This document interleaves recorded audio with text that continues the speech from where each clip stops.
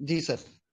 Good evening, a very good evening to our most revered Guruji, Dr. Ashok Kumar Mohanty sir, Dr. Milind Rao sir, Dr. Narendra Gupta sir, Dr. Mahesh Chandra sir, our most senior and respected mentor, Dr. Manoj Jaiswal sir, Dr. Dilip Jani sir, Dr. M.B. Mahadik sir, Dr. S. Anand sir, Dr. Shashikant Shinde sir और हमारे सभी respected IHF family members. तो जैसा कि आप सभी को पता है, आज हमारे respected mentor doctor Jaskaran Singh sir जो हैं वो जयपुर से हैं। उन्होंने फर्स्ट टाइम हमारी IHF फैमिली में अपना केस प्रेजेंट किया है, उसी को लेकर हम आज का VC करने वाले हैं। और आज हमारे रिस्पेक्टेड IHF फैमिली मेंबर्स ने बहुत दिल खोल के पार्टिसिपेट किया है। सच में मजा आ गया मेरे को देख के। वो एकदम ग्रैंड जो ओपनिंग बोलते हैं, पार्टिसिपेशन बोलते हैं, वो हुआ है। तो थैंक यू सो मच सभी को। तो सबसे पहले मैं हमारी IHF फैमिली की ओर से हमारे respected mentor doctor Jaskaran sir का वेलकम करता हूं। Welcome sir, good evening. Thank you sir, thank you Praveen sir. सबसे पहले तो मैं सर को ही थैंक्स बोलना चाहूँगा क्योंकि सर ने प्लेटफॉर्म दिया और हम लोग केसेस प्रेजेंट कर पा रहे हैं। तो प्रवीण सर को बहुत एक धागा है सर, जो हम सबको बांधे हुए हैं। दो दो तो लाइन हम पहले लोग आज अलग का अलग आपका एक्सपीरियंस बताइए। मेरा एक्सपीरियंस एक्चुअली मैं 23 में मैंने पास किया था एंड 2020 से ही मैं माइंड मेथड में था। मैंने प्रैक्टिसिंग जो थी अपनी वो स्टार्ट कर दी थी बिफोर द डिग्री। तो इंटर्नशिप से फाइनल ईयर से ही मैं प्रैक्टिस में था। और 2020 कोविड में, क्योंकि सब उस टाइम पे खाली बैठे थे, तो ये मुझे माइंड मेथड से मैं जुड़ा। तो वो जो एक फीलिंग थी ना कि कुछ ये अलग है, ये चीज हमें कभी किसी ने बताई नहीं है। ये थोड़ा एक अलग लगा कि मैं एक्चुअली सबसे पहले ना नरेंद्र गुप्ता सर से जुड़ा था, मैं ऑनेस्टली बताऊं तो। जी और मुझे इनका एक रूब्रिक मिला था, delusion thin he is getting, sulphur को लेके। तो मैं बहुत फैसिनेट हुआ, मुझे लगा कि ये कोई ऐसी चीज है जो कभी हमें बताई नहीं गई है। तो मैंने रूब्रिक को पढ़ा, मैंने वीडियो देखा। तो मुझे ऐसा लगा कि कुछ समझ में नहीं आया, बट अलग कुछ तो अलग है। तो फिर मैंने और सारे वीडियोस देखने स्टार्ट करे। तो नरेंद्र गुप्ता सर से जुड़ने के बाद फिर धीरे धीरे वो तो एक बस वो स्टार्टिंग थी, उसके बाद तो फिर सब फैलता गया। और फिर उसके बाद क्या होता है ना कि वो एक लॉ ऑफ अट्रैक्शन होता है कि एक के बाद एक के बाद एक के बाद जहाँ आप जाना चाहते हो वही चीज आपको आ जाती है। तो आप जी पर्सनली जिस चीज से ड्राइव होते हो ना, वो कहीं ना कहीं मैं मानता हूँ वो आपकी डेस्टिनी होती है। कहीं ना कहीं जहाँ आप ड्राइव होते हो पर्सनली कि ये मुझे करना है। कि इससे पहले हमारे पास क्या था ना कि हमारे पास एलाइड सब्जेक्ट ज्यादा थे, pathology, practice of medicine, surgery, gynae हमने खूब पढ़े हैं क्योंकि हम लोग अभी पास आउट है, तो हमें ये सब्जेक्ट्स भी अभी माइंड में ही है। तो वो चीजें ना हम लोग रिलेट करते थे कि यार फिलोसफी कभी ना रिलेट नहीं हुई। पर्सनली मैं बोलूँ ना तो वो रिलेट नहीं हुई कभी भी इससे, जी होम्योपैथी से। बट यहाँ पे आने के बाद ना, माइंड मेथड में आने के बाद, प्रवीण सर से जुड़ने के बाद, और इतना बड़ी फ्रेटर्निटी जो हमारी होम्योपैथी की बनी ना, तो वो एक्चुअली में वो जो फिलोसफी है ना वो पहली बार कनेक्ट हुई। वो समझ में आया कि ये हैनीमैन ने जो ऑर्गेनॉन को, जब हम फॉर ग्रांटेड लेते थे कि एक बुक पढ़ी और बस एक रात में निकल जाती थी ऑर्गेनॉन, इससे ज्यादा हमने पढ़ी भी नहीं है। तो वो चीज समझ में आएगी, वो जो हैनीमैन ने लिखा है ना, इसका एक एक शब्द बहुत बहुत गहरा साउंड करता है, और हम इसको बिल्कुल ऊपर ऊपर से निकाल रहे हैं कि ये सागर के ऊपर की लहरें हैं। और जब आप नीचे जाते हैं तो आपको बहुत एक गहराई मिलती है कि इनके शब्दों में। और वही चीज जब आप माइंड से जुड़े, एक्चुअली में समझ में आया, बिकॉज कैंट ने भी ये चीज बोली है कि homeopathy is a complete science but it's truth is half known. क्योंकि हमने ना हमारे अंदर डिफरेंसेस बना दिए कि ये थोड़ा हम इस तरीके से देख लेंगे। मेथड्स बहुत सारे हो सकते हैं देखो, बट भगवान तक पहुंचने का तरीका एक ही है, वो सिमिलीमम ही हमारा भगवान है। और वही पेशेंट को जाके ना उसके कोर पे हिट करता है। बहुत एन नंबर ऑफ फेलियर्स आए हैं आज तक, एन नंबर ऑफ, ना फेलियर्स नहीं बोलेंगे इसको, फेलियर्स बोलना एक अपने आप को डेप्रिशिएट करने जैसा होगा ना। ये एक तरीके से ना एक एक्सपीरियंस है कि ये चीज ऐसे नहीं तो ऐसे है। तो ये चीज ना हमने सीखी। और माइंड मेथड में आने के बाद भी सीधे कोई केसेस हिट नहीं होते। जो जितने लोग यहाँ नए होंगे ना, वो लोगों को ये पता होगा, बहुत सीनियर, सबसे यहाँ पे इतने सीनियर डॉक्टर्स हैं, ऑलमोस्ट सभी सीनियर्स हैं। तो कोई भी बंदा यहाँ पे फर्स्ट डे आके चौके छक्के बाउंड्री नहीं लगा सकता। आपको ये लगेगा ये कैरियर डिजायर है, जबकि वो पेशेंट होगा ही नहीं। तो ये ना एक एफर्ट इसमें बहुत मांगता है। और ये जब चीजें आप करते हो ना तो आपको याद नहीं आएगा कि यार खाना ठंडा हो रहा है या फिर नाइट रात हो गई, 12:30 बज गए। तो ये इतना एब्जॉर्बिंग है ना ये साइंस, पहली बार ऐसा फील हुआ कि साइंस बहुत एब्जॉर्बिंग है कि आपको पता ही नहीं लगता है कि टाइम कैसे बीत गया। ये 5 बजे मैंने चालू किया था और मेरे 8 भी बज गए। मैं 9 बजे बैठता हूँ स्टडी पे नाइट में और मेरे 12:30 कब बज जाते हैं रात को मुझे पता ही नहीं लगता। फिर मैं आईएचएफ का टेलीग्राम देखता हूँ कि कुछ नया केस डिस्कशन और हुआ हो। अब मैं सबके ऑलमोस्ट सबके मैसेजेस पढ़ता हूँ ऑलमोस्ट, क्योंकि सभी यहाँ मेरे सीनियर्स हैं। क्योंकि मुझे लगता है ना अभी बहुत कुछ सीखने की जरूरत है और बहुत सारे लोगों को ऐसी चीजें आती है। इवन कोई केस में नहीं लग रहा ना, कोई रूब्रिक अपने को लगता है कि ये रूब्रिक इस केस में है ही नहीं, बट वो जो उसने किस एंगल से सोचा ना तो वो भी हमें मिलता है। और कहीं ना कहीं ऐसा होता है कि हमें ना कहीं नया रूब्रिक पकड़ में आता है कि यार ये ना जो रूब्रिक है ये डॉक्टर ने डाला, चाहे ऐसा भी कोई रूब्रिक होता है, चाहे वो रेमेडी तक ना पहुंचे।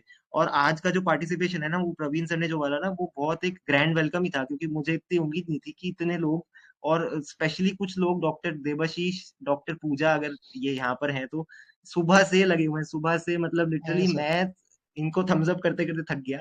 इन्होंने इतने अच्छा और इतना होता ना डेडिकेशन तक डाला, और लेटर ऑन ये लोग पहुंच ही गए मेडिसिन पे। मतलब ये डेडिकेशन चाहिए हमें हमारी साइंस में, हमारी उसमें, क्योंकि हनीमैन सर को भी 6 साल लगे थे सिर्फ आई थिंक 1790 से 96 तक ये प्रूव करने में कि होम्योपैथी कुछ है। ये सिमिल या सिमिली बस कुछ हवा में नहीं है कुछ भी। तो बहुत अच्छा अंडरस्टैंडिंग, मुझे उम्मीद नहीं थी कि, मुझे लगा नया स्पीकर है तो मे भी होता है ना, बट यहाँ पे बहुत सेल्फलेस लोग हैं और सब इसमें सबका एक बहुत बड़ा ना एक एफर्ट रहा है। और इसीलिए इतने एफर्ट्स जब हम डालते हैं ना तो रेमेडी, ऐसा मुश्किल है कि रेमेडी तक कोई पहुंचे ही ना।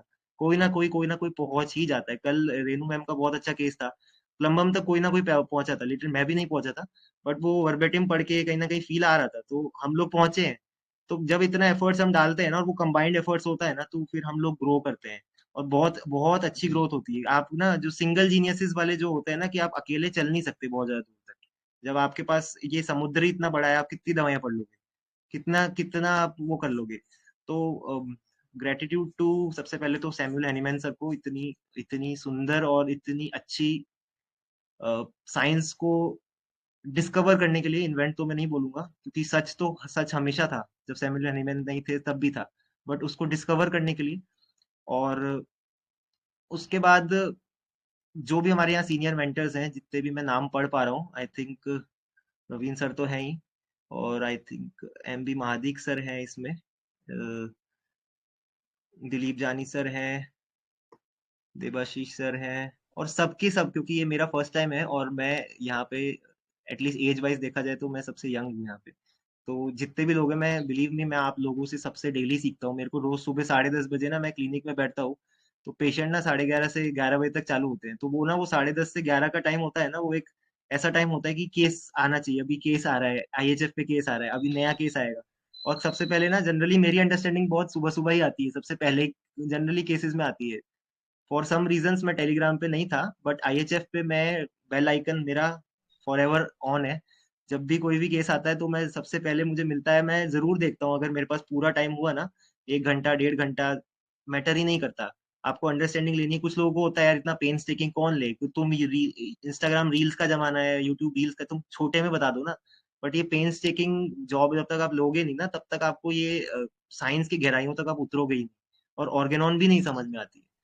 तो जी gratitude to sir and all the mentors. उसके अलावा जी। प्रवीण सर को मैं स्पेशल थैंक्स बोलना चाहूंगा, एंड माधुरी मैम को। एक्चुअली माधुरी मैम अगर सुन पा रही है ना मुझे, तो प्रवीण सर अगर इस ग्रुप में पर्दे के आगे का चेहरा है ना तो उसके पीछे कोई जो है ना, उसमें भी कोई है, वो माधुरी मैम है। तो मैम अगर मुझे सुन पा रही है ना तो मैं उनको हार्टफेल्ट ग्रेटिट्यूड देना चाहूंगा। और सर केस चालू करें। इंट्रोडक्शन तो यस आपने सर। मेरा दे ही दिया है बहुत अच्छा। जी जी। आपने और शर्मिंदा ही कर बहुत ही दिया है सर, बढ़िया सर। काफी कुछ आप बता दिया मेरे मतलब ऊपर। बहुत सारे लोगों के लिए सच में बहुत मोटिवेशन बनेंगे सर।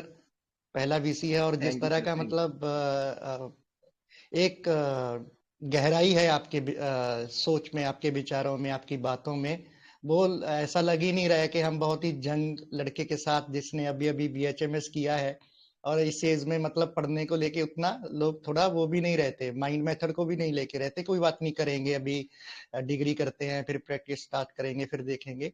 आपने मतलब वहां से किया है। तो ये वेरी नाइस सर, मतलब आपकी सर ये जितनी तो भी मैं देखिए ये इसमें। गलत था। ये एक्चुअली मैं बहुत लकी मानता हूँ कि ये चीजें जो है ना ये डायरेक्ट, देखिए मुझे क्लासिकल नहीं आती, मैं एक्चुअली बताऊँ ना, बहुत सारे लोग हैं यहाँ जो क्लासिकल से आए हैं, मैंने कभी करी ही नहीं, क्योंकि मैं आया इधर और जी मैंने, ठीक है, जो आप जिसको आप क्लासिकल बोलते हैं ना उनको हमारे यहाँ थेराप्यूटिक्स बोलते हैं, कि आपके पास पेशेंट आ रहा है, आपके पास एक एसिडिटी का पेशेंट है, आपको लगता है नक्सोमिका दे या रोबिनिया दे या कार्बोवेज दे या लाइकोपोडियम दे, तो बस थोड़ा बहुत मॉडलिटी मिलाई और दो दवाइयां भी कई बार एक साथ चल जाती है, बहुत सारे प्रिस्क्रिप्शन होते हैं। बट क्या होता है ना, वो कभी मिला नहीं, मैंने भी करा है ये सब, क्योंकि मैं जी इंटर्नशिप से सर, पहले ही प्रैक्टिसिंग में था, तो वो कभी वो सेटिस्फेक्शन नहीं मिला जो यहाँ आके है, वो मिल भी नहीं सकता कभी यस, भी।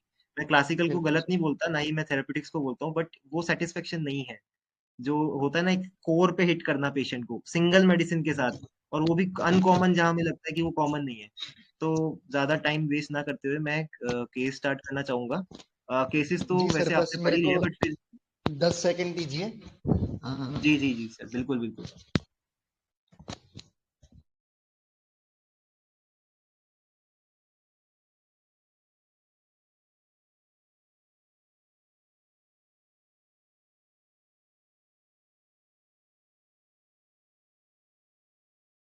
जी सर, आप थोड़ा कंटिन्यू कीजिए। मैं पीपीटी ऑन करके शेयर करता हूँ।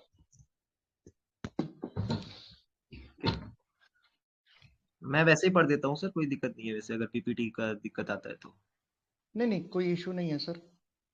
ठीक है, मैं स्टार्ट कर एक्चुअली देता मैं हूँ। तो मैं एक बार रिपीट कर देता हूँ, क्योंकि कुछ मेंबर्स हो सकता है इन्होंने नहीं पढ़ा हो, अभी बीसी ज्वाइन किया हो। तो ये केस है, ये 30 साल या 30 या 32 साल की महिला होगी, इसका केस है। इसको ना ल्यूकोरिया की प्रॉब्लम है और पेल्विक इन्फ्लेमेटरी डिसीज, नीचे इसको जलन होती है और बहुत इन्फ्लेमेशन है, उसकी वजह से जलन है। तो इसका से ऐसा है कि सर नीचे बहुत जलन होती है, सफेद पानी के साथ भी जलन होती है।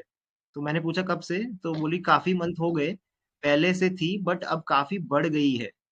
और इसने बहुत आराम से ये चीजें बताई, मतलब जो अपन हाउ व्हाट एंड वाई में जाते हैं ना, वो चीज जो इसका हाउ था वो बहुत आराम से था, बिल्कुल कोई ज्यादा वो नहीं। अपने आपने क्या क्या किया इसके लिए? तो कुछ नहीं, बस योगा वगैरह करती थी, बट अब जलन ज्यादा है, patient was little restless with burning. And जो, क्योंकि मुझे इसके व्हाट हाउ एंड व्हाई में कुछ ज्यादा मिल नहीं रहा था, मैंने वर्बेटिम में भी उसको ऐड नहीं किया है, तो मैंने थोड़ा, जो हमारे पास दूसरी चाबी होती है ना, जब ये वाई एंड इसमें नहीं निकलता, तो अपने पास दूसरी चाबी होती है, वो साइकोडायनेमिक्स की होती है, तो उससे क्या होता है, अपन पिन पॉइंट पेशेंट किस वजह से बीमार है ना, वो हम पता करते हैं। तो जैसा लुई हे में लिखा है ना कि leucorrhoea is a female is feeling powerless, और कहीं ना कहीं कॉन्फ्लिक्ट उसका हस्बैंड से होता है ये पीआईडी में। तो मैंने डायरेक्टली पूछा कि हस्बैंड के साथ आपके रिलेशन कैसे हैं, तो उसने मुझे डायरेक्टली बहुत ये ओपन और एकदम, एक ज्यादा इस पेशेंट से मुझे निकालना नहीं पड़ा, एकदम आराम से ये केस गया था कि सर हस्बैंड के साथ तो बिल्कुल अच्छे नहीं है, मेरी बच्ची के आगे मुझे सुना देते हैं, नोएडा में जॉब करते हैं, पर फ्लैट में सबको इन्फॉर्म करके जाते हैं कि मैं नोएडा जा रहा हूँ, अगर ये जो ये लेडी है अगर ये घर से बाहर जाए तो मुझे फोन करके बताना, अगर इन्हें पता चल लग जाए कि मैं बाहर गई, तो ये घर जब आते हैं तो मुझे मारते हैं, मारा तो बहुत बार है इन्होंने आज तक। तो आपको गुस्सा नहीं आता ऐसे करते हैं आप, क्या करती हो? गुस्सा तो बहुत आता है सर, बेटी को मेरे बारे में हमेशा गलत सिखाते हैं। तो मैंने उसको फिर पूछा, मैंने डायरेक्टली इसको थोड़ा इंसाइट किया कि आपने डाइवोर्स के बारे में नहीं कभी सोचा? तो नहीं सर, बच्ची की वजह से। तो मैंने कहा क्यों? अपनी बच्ची को अलग नहीं कराना चाहती इनके पापा से। और एक जो चीज मैंने वर्बिटिम में बाद में ऐड करी है वो है कि मैं वो लेडी नहीं हूँ जो कि अपनी बच्ची को अलग करा दूं अपने पापा से। ये इसका सही था, मैंने बहुत कोशिश की है वर्ड्स को मैनिपुलेट ना करते हुए, जो एज इट इज है मैंने वही सामने रखने की, क्योंकि ये लास्ट ईयर 2024 मार्च का केस था, मार्च या अप्रैल का। तो सर बच्ची के आगे इन्होंने बहुत अच्छी इमेज बनाई है। ये तो इसने पहले बोला था कि मैं वो लेडी नहीं हूँ जो कि अपने बच्ची को इससे अलग करा, उसको उसके पिता से अलग करा दूं। तो मैंने पूछा कि भाई बच्ची भी तो आपके साथ रहेगी ना, जब आपके फादर, इसके फादर आपको इतना अब्यूज करते हैं। तो बोलती सर बच्ची के सामने इन्होंने बहुत अच्छी इमेज बनाई है, उसके लिए पापा सुपर पापा है, तो वो अटैच्ड है इनसे। तो मैंने कहा फिर मैंने और थोड़ा इस क्वेश्चन से थोड़ा मैं हटके मैंने पूछा कि फिर आप क्या करते हो, आप हाउस वाइफ हो, जॉब नहीं करी? तो आई थिंक ये एमबीए थी, मैंने केस में नहीं डाला क्योंकि मुझे ये याद नहीं है, इसलिए मैंने लिखा नहीं। तो इसने कोई डिग्री ठीक ठाक बढ़िया सी ली थी, जिसको अच्छा खासा, जिसमें पैसा लगता है डिग्री लेने में। तो मैंने कहा आपने जॉब नहीं करी? तो नहीं, शादी से पहले थी, उसके बाद नहीं करी। तो फिर मेरे अंदर ना थोड़ा स्पॉन्टेनियसली ये आया कि ये बहुत ज्यादा अब्यूज था इसमें, इसको बहुत वर्बली, इमोशनली, फिजिकली बहुत तोड़ा गया है इस लेडी को। तो मेरे अंदर एक वो चीज आई कि मैंने कहा आपको लगता है कि आपके हस्बैंड, मुझे ऐसा फील हुआ कि इसका हस्बैंड ना इसको लाइक नहीं करता, और इसका ऑब्वियसली नोएडा में रहता है, कहीं ना कहीं रेंट पे रहता होगा नोएडा में, जयपुर में ये फैमिली बेस्ड है। तो मैंने पूछा कि यार आपके हस्बैंड का कोई बाहर रिलेशन हो सकता है, आपको ऐसा लगता है? तो उसने तुरंत, बिल्कुल तुरंत, स्पॉन्टेनियसली उसने बोला, सर ऑब्वियसली इनकी जो, मतलब इसकी, इसके हस्बैंड की जो एक्स गर्लफ्रेंड थी, इसकी गर्लफ्रेंड थी, तो उनके साथ इनका रिलेशन था, और वो जो इनकी एक्स गर्लफ्रेंड थी ना, उसने इस लेडी को आके बताया कि ये बहुत घटिया किस्म का आदमी है, और ये वर्ड मैंने नहीं बोला, ये उसने बोला था, ये बहुत घटिया किस्म का आदमी है, ये मुझे भी फिजिकली अब्यूज करता है, तुम खाती होगी इसकी मार, मैं वो लड़की नहीं, मैं इससे छोड़ रही हूँ, तुम इसके साथ पता नहीं कैसे हो। तो फिर मैंने पूछा कि तुम्हें क्या फील हुआ? तो बोली कि उसके चेहरे पे एक थोड़ा सा वो, एक दुख का भाव आता है वो आया, कि उसने बोला कि सर बुरा ही लगेगा ना, आपकी वाइफ का अफेयर किसी को पता लगे बाहर ऐसे है, तो आपको कैसा लगेगा? तो ये इसने ओपनली बताया था, ये कंटेम्पचुअस वे में नहीं बोला था कि भाई, एक होता है ना कि हम किसी के ऊपर थोड़ा सा उसको टच कर देते हैं उसकी सेंसिटिविटी पे, तो उसको ये फील होता है। तो इसने एक ओपन वे में बताया था कि सर आपकी वाइफ का पता लगेगा फिर, तो आपको कैसा फील होगा, ये चीज। देन उसके बाद इसने बोला कि सर, क्योंकि अपनी होम्योपैथ की ना एक आदत होती है, सवाल पे सवाल करते जाते हैं जब तक रेमेडी बाहर नहीं आती, जब तक वो कोड नहीं आता। तो इसने बोला सर इतने सवाल मत करो, मैं वैसे ही बहुत मुश्किल से आई हूँ, फ्लैट वालों को ये बता के जाते हैं कि ये बाहर जाए तो इसको मेरे को बताना फोन करके। अब बेटी के पास अगर इनका फोन आ गया वीडियो कॉल, क्योंकि बेटी घर छोड़ के आई है, 5 साल की एक लड़की है इसकी, अगर बेटी का वीडियो कॉल आ गया और बेटी के सामने पता लगा कि यार ये तो बाहर है, तो मैं गई, फिर जब ये नोएडा से आएंगे ये फिर मुझे मारेंगे। तो बस यही केस था। और फिर कुछ छोटे रूब्रिक्स, और या बोले बहुत कम रूब्रिक्स लिए थे, 2 से 3 रूब्रिक्स, और उसमें रेमेडी ये आउट हो गई थी। और बहुत अच्छा एनालिसिस डाला है लोगों ने, बहुत ही अच्छा, मेरी उम्मीद से ज्यादा पार्टिसिपेशन हुआ है। तो आप, मैं ऑफ करता हूँ अपना माइक, आप लोग थोड़ा एनालिसिस देना स्टार्ट कीजिए।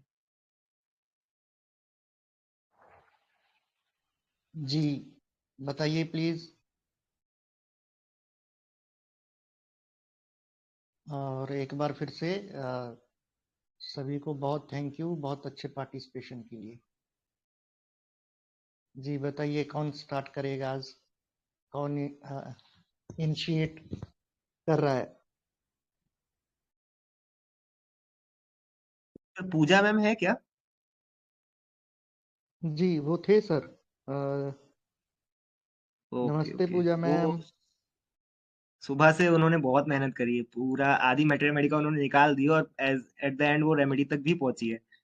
तो पूजा जी मैम जी जी अगर जी। है तो वो पहले करें, मैंने लिख के रखा है, जो जो लोग भी रेमेडी को डीडी में भी लाए हैं ना, उनका भी मैंने नाम लिख के रखा है। तो मैं, या तो आप लोग बोलिए या फिर मैं एक एक का नेम कॉल करता हूँ, जो भी डीडी तक आए हैं।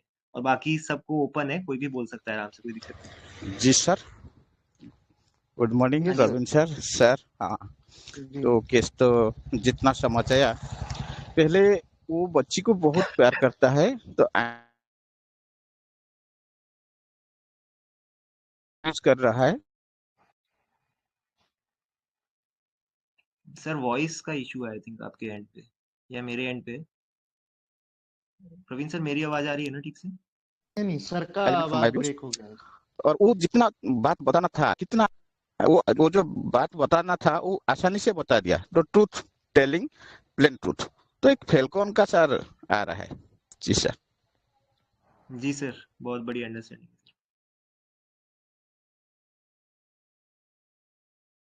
जी thank you Rashmi sir. Sir जी और बताइए।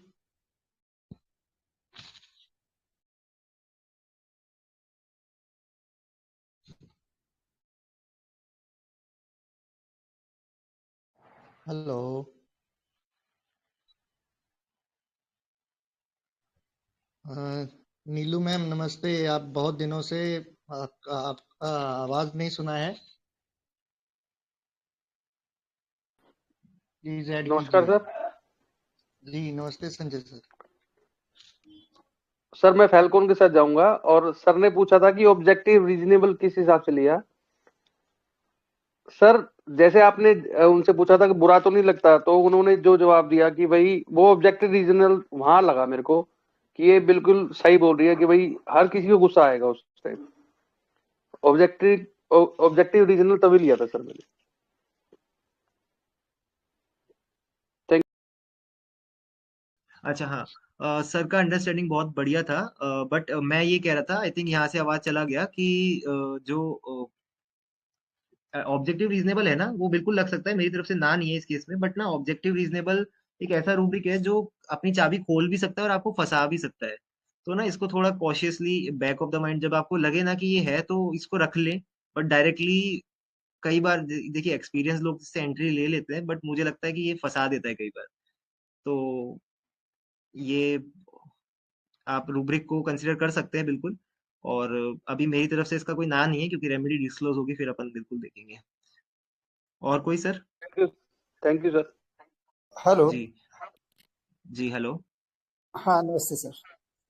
नमस्ते सर। सर हाँ सर, इनको जो है हस्बैंड द्वारा अब्यूज किया जा रहा है, मारपीट की जाती है, तो एक हमने रूब्रिक लिया है element from abused after being, और डोमिनेशन करता है, कहीं आने जाने नहीं देता है, उसमें भी रोक लगाता है, तो एलिमेंट फ्रॉम हम्म डोमिनेशन है।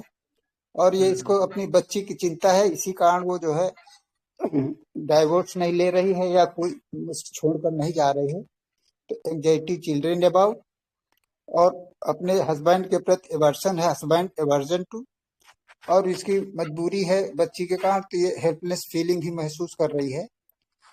तो फर्स्ट जो है हमारी आ रही सीपिया, और सेकंड फीलिंग फाल्कोपी की भी आ रही है। पहले ये नौकरी भी करती थी, उसको छोड़कर अब ये एकदम बंधन में हो गई, उड़ने वाली थी एम्बिशियस, तो दूसरी फीलिंग फाल्कोपी की भी आ रही। Thank you sir.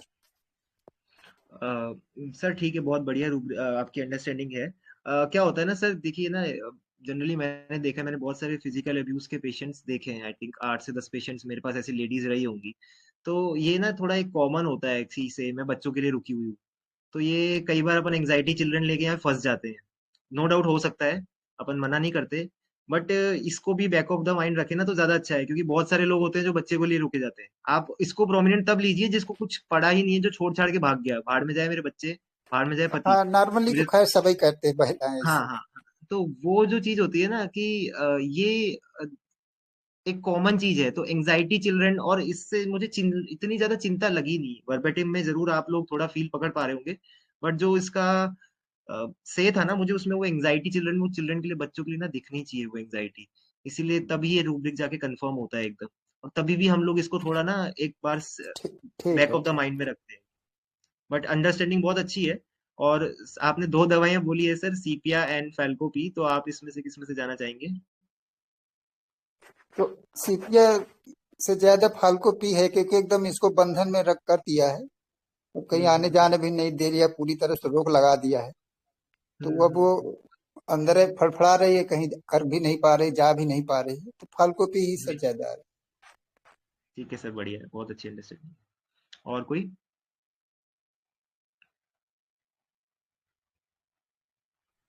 Hello sir, good evening. हाँ जी, गुड इवनिंग सर। सर इस केस में सबसे बड़ी चीज डोमिनेशन की लगती है, और हम्म जो इग्नाइटिंग पॉइंट इसमें है ये कि आपने पूछा कि आपने सोचा नहीं कि मैं ऐसे डाइवोर्स ले ले, तो वहां पे जो इसका आंसर था कि मैं ऐसी नहीं हूँ। तो जो मैं ऐसी नहीं हूँ तो फिर कैसी हूँ, जैसी है वही उसकी मेडिसिन है। मैं अपनी बच्ची को पापा से अलग नहीं कर सकती, मतलब मैं उससे अटैच्ड हूँ, मैं बच्ची से अटैच्ड हूँ, और बच्ची पापा से अटैच्ड है, पापा के साथ वो कंफर्ट फील करती है ज्यादा। तो मैं उस हम्म बच्ची के लिए अपने आप को सेक्रीफाइस करूंगी। तो ये हम्म सेपिया का फील थोड़ा सा ज्यादा लगता है। बाकी के जो रूब्रिक्स हैं वो डोमिनेशन है, सेक्सुअल अब्यूज है, थोड़ा तकलीफ इस समय बढ़ गई है, वो डिल्यूजन इलार्ज भी है, एलिमेंट्स फ्रॉम मार्टिफिकेशन है, delusion wash see is being, ये भी हमने लिया है, ऑब्जेक्टिव रीजनेबल है, और एलिमेंट्स फ्रॉम सेक्सुअली अब्यूज है। केस का जो हम्म वो है, मतलब सेंट्रल पॉइंट वो यही है कि मैं अपनी बच्ची को अपने पापा से अलग नहीं कर सकती, उसके जो है अटैचमेंट या उसके कल सुखी के लिए मैं अपने आप को यहाँ सेक्रीफाइस कर सकती हूँ, कर रही हूँ। तो ज्यादा इसमें सैक्रिफिकेशन का वो लग रहा है, तो मुझे सेपिया की फील ज्यादा आ रही है। थोड़ा सेपिया, फाल्कोपी और नेट्राम्यूरिया तीनों इक्वल उसमें है, और ये तीनों इक्वल हैं, जिसमें से न्यूमेरिकली देखा जाए तो फाल्कोपी आगे है, बट इस पॉइंट पे कि वो अपनी बच्ची के लिए अपने आप को उस घर में बर्दाश्त कर लेगी, सब कुछ कर लेगी, तो वो थोड़ा सा सेक्रीफाइस का वो लग रहा है, वहां पे सेपिया ज्यादा बेटर लगेगी। Thank you sir. ठीक है। हाँ सर, काफी क्लोज ये सारी रेमेडीज हैं। और अभी अपन डीडीवी करते हुए चलेंगे, क्योंकि जो एनालिसिस अपन डालेंगे ना, तो उसमें डीडीवी करते हुए चलेंगे तो सब क्लियर हो जाएगा। और बढ़िया अंडरस्टैंडिंग है सर, बहुत अच्छा। और कोई? तो फर्स्ट फील तो स्टेफिसेरिया का आ रहा है, सेकंड कार्सिनोसिन का आ रहा है। बढ़िया सर। तो सर कौन सी देंगे आप? सर सुबह तो मैं स्टेफिसेरिया दूंगा, अगर नहीं रिजल्ट आया तो शाम को कार्सिनोसिन। ठीक है सर, हेलो बहुत सर। बढ़िया। बहुत। हेलो। Hello sir. जी सर। सर इस केस में मुझे मतलब ये सेल्फलेसनेस का फीलिंग बहुत ज्यादा है, तो इसलिए मैं कार्सिनोसिन के साथ में ही जाऊंगा। बाकी तो सारा है ही। मेन मतलब इसका कोर ही मुझे सेल्फलेसनेस लग रहा है। जी सर, बिल्कुल। Thank you sir. बढ़िया सर, कार्सिनोसिन, स्टैफ अंडरस्टैंडिंग जिनकी भी है ना, बहुत अच्छी है सर। और सर कोई? डॉक्टर हेलो देवाशीष है सर। क्या? हेलो, हाँ जी, डॉक्टर देव। Yes sir. हाँ जी सर। सर मैं एक बार आपको करता हूँ, पहले डॉक्टर देव का माइक ऑन हुआ है, एक बार उनसे ले लेते हैं, है ना? Okay sir. हाँ, डॉक्टर देव, हाँ जी, बताइए।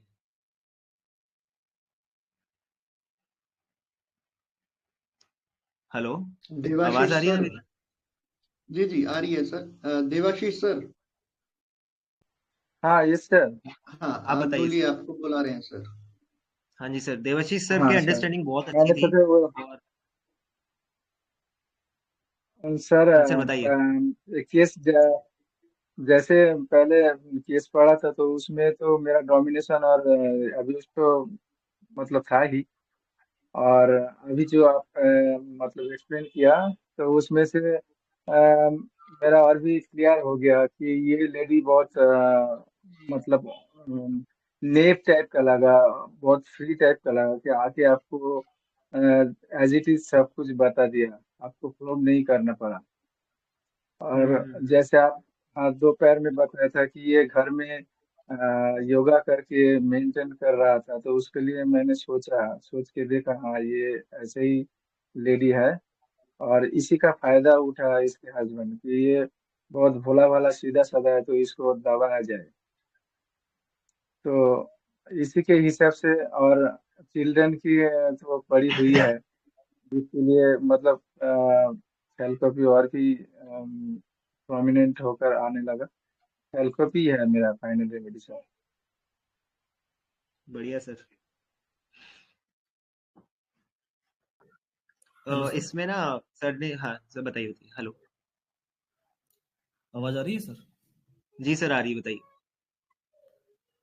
हाँ सर, मुझे इस केस में सबसे ज्यादा जो फील आई है वो आई है कि वो एक कैद में जैसे रह रही हो।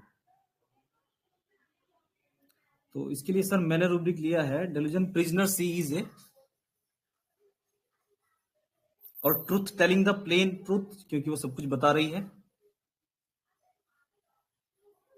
और elements from abuse after being, और ये तीन भी लेते हैं तो भी फाल्कोपी आती है सर। जी sir. Sir, truth telling the plane आपने अभी लिया है वीसी स्टार्ट होने के बाद, जो मैंने डेमोन्स्ट्रेट किया है केस, या आपने वर्बेटिम जी से सर, उठाया मैंने था? केस केस ही अभी सुना है सर। जी सर, ठीक मैंने है, सुबह बहुत से बढ़िया केस नहीं दिया। सर। एक्चुअली क्या है ना, मैंने केस अभी ये देखा है, जब सबसे आपने बड़ा, बीसी स्टार्ट हुआ मैंने तभी केस सुना है। एक्चुअली ये सबसे बड़ा ना ड्रॉप है, क्योंकि हम वीडियो कॉल नहीं ले पाते। एक्चुअली यहाँ पे एक प्रॉब्लम है कि आप इधर कैमरा ऑन करोगे ना, तो पेशेंट को लगता है कि यार ये मेरे साथ गलत हो रहा है, और यार पेशेंट खुलता नहीं है। तो एक थोड़ा ड्रॉबैक रह जाता है, क्योंकि वर्बेटिम से ना अपन लोग फील नहीं ले पाते, बट ठीक है, बहुत सारी अंडरस्टैंडिंग अच्छी आई है वर्बेटिम से। अगर ये वीसी होता, ये अगर ऑडियो भी होता ना, तो 100% जनता रेमेडी तक पहुंचती। और अभी भी बहुत अच्छी अंडरस्टैंडिंग आ रही है। ठीक है, और कोई?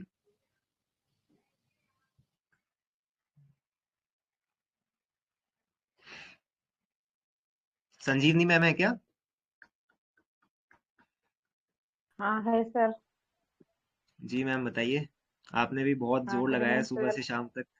नहीं नहीं सर, आपका तो पहला विषय है, लेकिन ऐसा नहीं लग रहा कि आप फर्स्ट टाइम हिस्ट्री करें। बहुत आपसे नॉलेज मिलने वाला है सबको, और कॉन्फिडेंट इतना है कि हर एक को आपकी तरफ देखते हुए इंस्पायर होने वाला है। आप एक हर एक जन ऐसा है। तो जी मैम। इस पेमेंट, ये जो पेशेंट है तो वो इतना अभी सहन कर रही है कि अ, ये हद से भी ज्यादा है, क्योंकि उसको उसने जो रिलेटिव्स हैं, वो आजू बाजू के लोग हैं, उनको भी बता कर जाता है कि वो इस पर नजर रखना। तो मुझे डिवीजन प्रिजनर का मुझे फील आया था। और elements from abuse after being, और सेक्सुअली भी एब्यूज होती होगी, और उसको मारपीट फिजिकली भी एब्यूज हुई है। एंजाइटी तो ज्यादा नहीं लगी, क्योंकि 5 साल की बच्ची है, तो वो घर पर छोड़कर नहीं जा सकते हम डॉक्टर के पास। ये क्लिनिक के पास रहती है क्या आपके? हाँ, मेरा क्या है, क्लिनिक जो है ना उधर की तरफ पीछे सोसाइटीज ज्यादा है। मतलब जो नॉर्मल कोठी बंगले वाले लोग कम है, वहाँ पे क्या है, सोसाइटीज है, फ्लैट्स ही है। तो कहीं ना कहीं फ्लैट की ही है, मतलब आई थिंक 2 से 4 किलोमीटर के अंदर। हाँ, वही तो वो छोड़कर वहां आई है। और वो उस टाइम पे वो डरी हुई है, क्योंकि अगर हस्बैंड ने फोन किया उसकी बेटी को, तो मदर कहाँ गए पूछा, तो वो बाहर गई है ऐसा बोले, तो उसको मार पड़ने वाली है। तो इसीलिए वो डर रही है, और आपसे जल्दी मेडिसिन मांग रही है कि आप जल्दी मेडिसिन दे दो, ताकि मैं जल्दी से पहुंच जाऊं। नहीं तो उसको वो डर सता रहा था कि फिर वो हस्बैंड आएगा, और ये बात उस तक पता चलेगी, उसको पता चल जाएगी, और वो फिर वो मारेगा मुझे। तो fear hmm attack of being my husband, ऐसा लेके तो हम्म। मेरा फाल्कन पे आया था। लेकिन ऐसा है, फर्स्ट तो मेरा फाल्कन पे है, लेकिन वो हम्म। पुअर फीलिंग और पैथेटिक उसकी कंडीशन देखे तो सेपिया भी मन में आता है। थैंक यू सर, आप क्लियर करेंगे। जी मैम, ये सब अपन डीडी कर लेंगे। अभी तो बस जो लोगों को लगा है वो मैं ले रहा हूँ। इसमें डॉक्टर तुषार गुजराती है क्या? तुषार सर है क्या? हाँ सर, गुड इवनिंग। हाँ जी सर, गुड इवनिंग। बढ़िया सर, आपने भी बहुत दम लगाया है, और अच्छे सर, राइमिंग्स बहुत अच्छे सर करते हैं सर आप। मुझे सर ये तो टोटली कार्सिनोसिन लगी सर। हाँ जी सर, बहुत बढ़िया। इसकी जो भी तकलीफ है वो डर की वजह से ऐसा लग रहा है कि वो diligent influence under the powerful person, और हर जगह इसका फियर दिख रहा है कि आप जल्दी दवाई दे दीजिए, अगर इनको पता चले तो ये मुझे मारेंगे। तो इसका पूरा रेप हो हम्म चुका है सर। ये I will go with hmm, carcinosin. बढ़िया सर। आपने सर क्रोटेलस की तरफ भी थोड़ा रुख किया था दोपहर को अपना। हाँ सर, वो फियर ऑफ कॉड बीइंग भी एक रूब्रिक मैंने सोचा था उसमें। हाँ हाँ। क्रोटेलस कैस्कावेला, हाँ। नहीं सर, बट क्रोटेलस नहीं है ये। ओके। हम्म। और डॉक्टर नूतन जादव।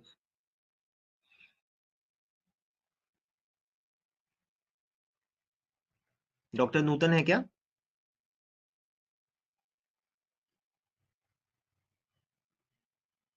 ठीक है, और कोई? आवाज आ रही है ना मेरी? हेलो? आ रही है सर। हाँ यस सर, आ हाँ रही है। जी। जी जी जी, और कोई कोई भी बता दो। मैं तो वैसे नाम ले रहा हूँ, जो लोग का अंडरस्टैंडिंग अच्छा है ना, तो मैंने नाम लिख के रखा हुआ है उनका। तो कोई और भी, कोई भी बता दो, कोई दिक्कत नहीं है। जिसको भी मन में आ रहा है आराम से बिंदास बोलो। Hello sir. जी मैम। हेलो। मैंने एक्चुअली अभी सुना आपसे केस, सुबह नहीं देखा था।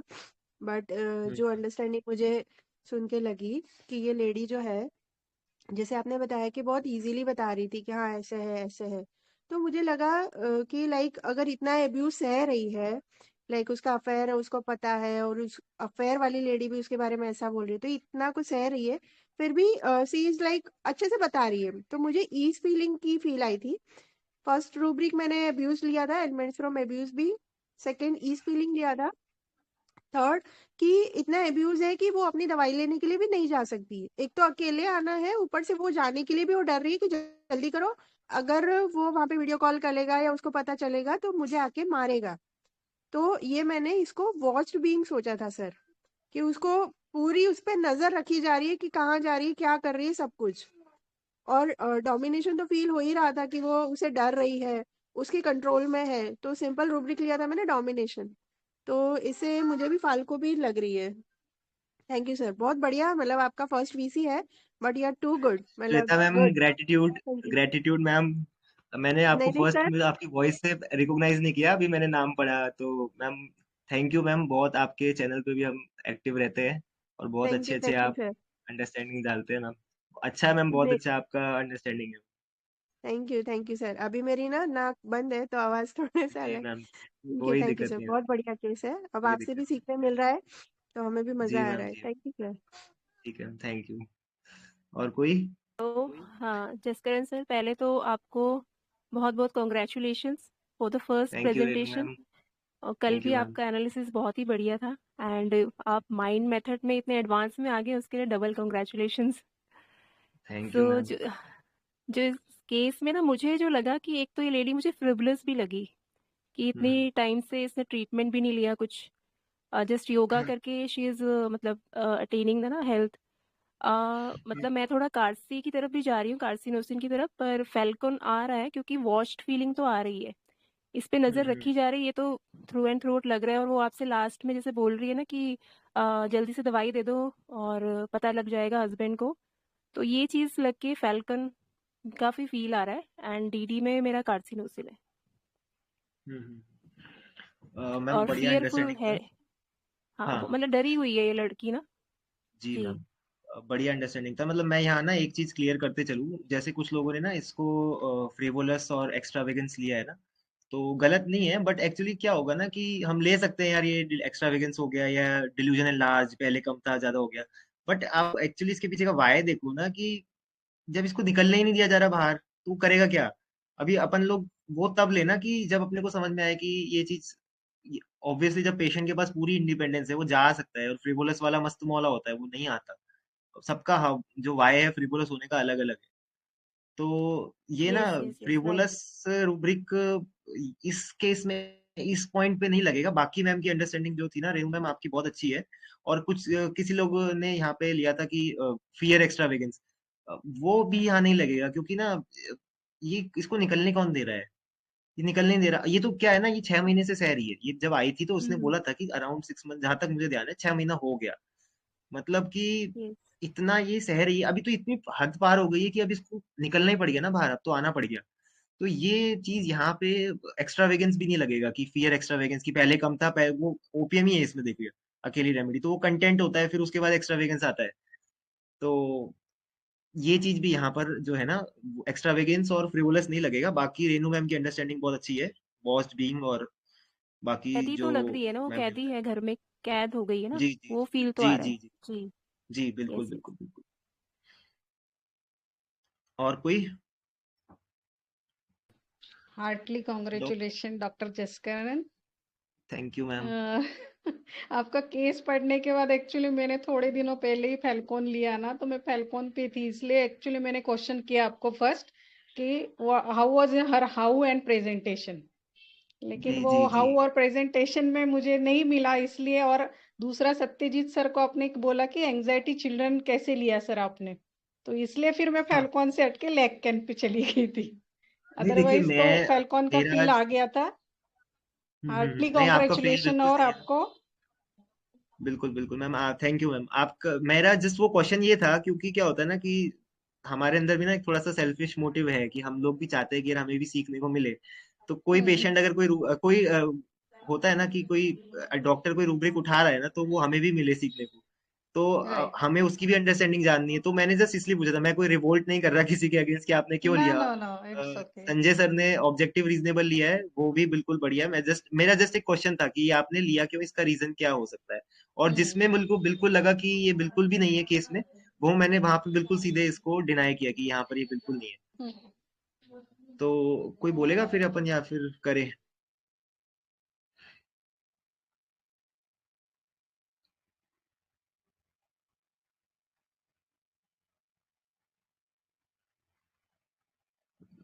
डॉक्टर पूजा, डॉक्टर पूजा है क्या? इतनी सुबह से लेके शाम तक मेहनत करी, बीसी में ही गायब होंगी मैम। ठीक है, कोई नहीं। और कोई? हेलो, आवाज आ रही है ना? Yes sir. जी सर, अगर वॉइस का इशू हो ना तो आप पूजा टेलीग्राम पे मैम लिख नहीं देना है मेरे सर। मोबाइल। जी जी जी सर, पूजा ओके, मैम थैंक नहीं है सर। यू। ओके ओके, ठीक है। तो फिर कोई और एनालिसिस डाल रहा है क्या, या फिर अपन स्टार्ट करें, क्योंकि फिर टाइम भी काफी हो रहा है। स्टार्ट करिए सर। जी जी जी। तो इसमें भी मैं ना फर्स्ट आपसे पूछना चाहूंगा कि अपने को पक्के रूब्रिक सर कौन से लगे? सर जी सर एक क्वेश्चन है। हाँ ये जी सर। इसने बताया कि फ्लाइट में भी ये सबको बता के जाते हैं, तो ये ट्रैप लग रहा है मुझे अभी। ये तो उसकी सेंसिटिविटी मेरे ख्याल से बाहर आ रही है, पर पूरा she is dominated and fear, fear इसमें भरा पड़ा है सर। तो मुझे बहुत कारसी ही लग रही है सर अभी। ट्रैप में कार्सिनोसिन है क्या सर? नहीं, ट्रैप फीलिंग नहीं बोल रहा हूँ सर, जो अच्छा हस्बैंड अच्छा, सबको फीमेल बोल ट्रैप के होगा। जाता है। यस। देखिए सर, ये ना बहुत पास पास के रूब्रिक है कि prisoner, trapped, caught in the wires, और सीज्ड, और पैरालाइज्ड। इसमें क्या है ना कि ट्रैप्ड में जितना मैंने इसको समझा है ना अभी तक, जो मेरी छोटी सी नॉलेज है, ट्रैप्ड में ना एक छटपटाहट होती है, निकलने की, बाहर जाने की एक छटपटाहट होती है कि जाना है बाहर। तो ठीक है सर, अंडरस्टैंडिंग बहुत अच्छी है, और ये सब अपन डीडी में ले लेंगे कि कौन कौन सी रेमेडी है, क्यों नहीं है। तो क्या है ना, मेरा डीडी भी बहुत लंबा चलेगा, तो मैं ना अभी सीधे अपना एनालिसिस डालता हूँ। तो इसमें ना आपको पक्के रूब्रिक कौन से लगे? देखो, प्रिजनर और ये सब ठीक है, और आपको कौन से ऐसे होता है ना बड़े बड़े मोती जिसके नीचे सब आ जाए, एक बड़ा छाता जिसके नीचे सब आ जाए, इसमें पक्के रूब्रिक्स कौन से लगे कि 100% पक्का है कि ये तो होना ही चाहिए यहाँ पे? और कोई? इसमें तो सबसे पक्का रूब्रिक मुझे एलिमेंट जो आ रहे हैं उसके ना एब्यूज्ड के आ रहे हैं, कि उसको बहुत ज्यादा एब्यूज्ड किया जा रहा है, और डोमिनेशन। हाँ। और सर एक मुझे अरेस्टेड वाली भी आई कि डेल्यूजन अरेस्टेड, अरेस्ट हो गई, वो कहीं कुछ अब कर नहीं पा रही है, फियर भी बहुत ज्यादा है उसे। मैम, अरेस्टेड में क्या है ना, अपने पास अरेस्टेड अबाउट टू बी में, डिल्यूजन अरेस्टेड ही इज में नहीं है। अगर कोई ऐसा रूब्रिक है तो आप मुझे करेक्ट कर सकते हैं, मेरी नॉलेज में तो नहीं है वैसे।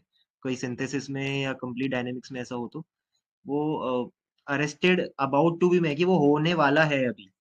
तो ये अभी ओके। आपके दोनों रूब्रिक बिल्कुल ठीक है, और ज्यादा टाइम ना जाया करते हुए मैं ये दोनों रूब्रिक्स के थ्रू चलूंगा। आप अगर आपके पास ना सिंथेसिस मोबाइल या रेडार ओपस है ना, तो आप उसमें ये दोनों रूब्रिक एक बार डाल लीजिए। एलिमेंट फ्रॉम ठीक है। अब्यूज्ड बीइंग, ये 100% पक्का है, ये वो मोती है जो पक्का है, ये है ही है 100%। और सर और डोमिनेशन जैसे भी उसने बहुत ज्यादा है, हाँ, तो उसके साथ एक्चुअली फिजिकली भी एब्यूज्ड, अगर मार रहा है तो वो फिजिकली भी एब्यूज्ड हो रही है ना सर वो। जी जी जी जी जी बिल्कुल। इसमें डोमिनेशन और अब्यूज बीइंग, जी सॉरी, जी elements from abuse after being, ये पक्के हैं जी रूब्रिक, जी है ना? बिल्कुल अभी पक्की आप है इनको सर। ना, जी, ओके आप इनको ओके सर। क्लब करेंगे ना? जी मैम, जी बताइए। एक्चुअली सर मेरा क्या होता है, मैं क्लब करने जाती हूँ तो फिर मुझे ना वो क्या, जो आप लोगों का वो होता है, भीति होता है, वो फिर मॉडिफिकेशन, मुझे ना दिखता सर नहीं, इसके लिए मॉडिफिकेशन मैं भी है क्लब कर इसमें नहीं कि पाती नहीं? हूँ सर। ले ओके सकते सर। हैं सर।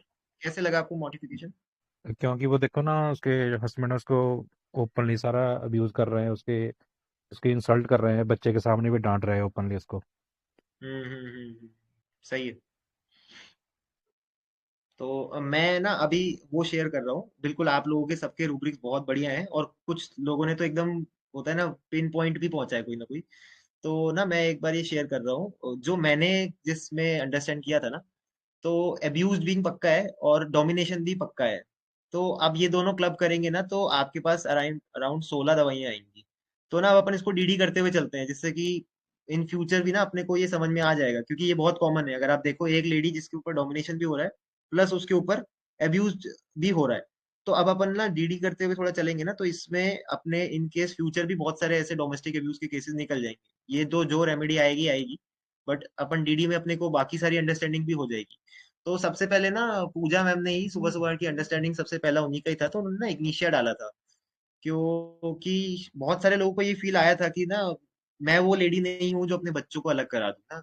तो ये अगर आप इसके पीछे को इस जो ये सेंटेंस है ना, इसके पीछे थोड़ा घूम के जाएंगे ना, तो मैं अपने बच्चों को अलग करा दूं, इग्निशिया ये नहीं होता कभी भी।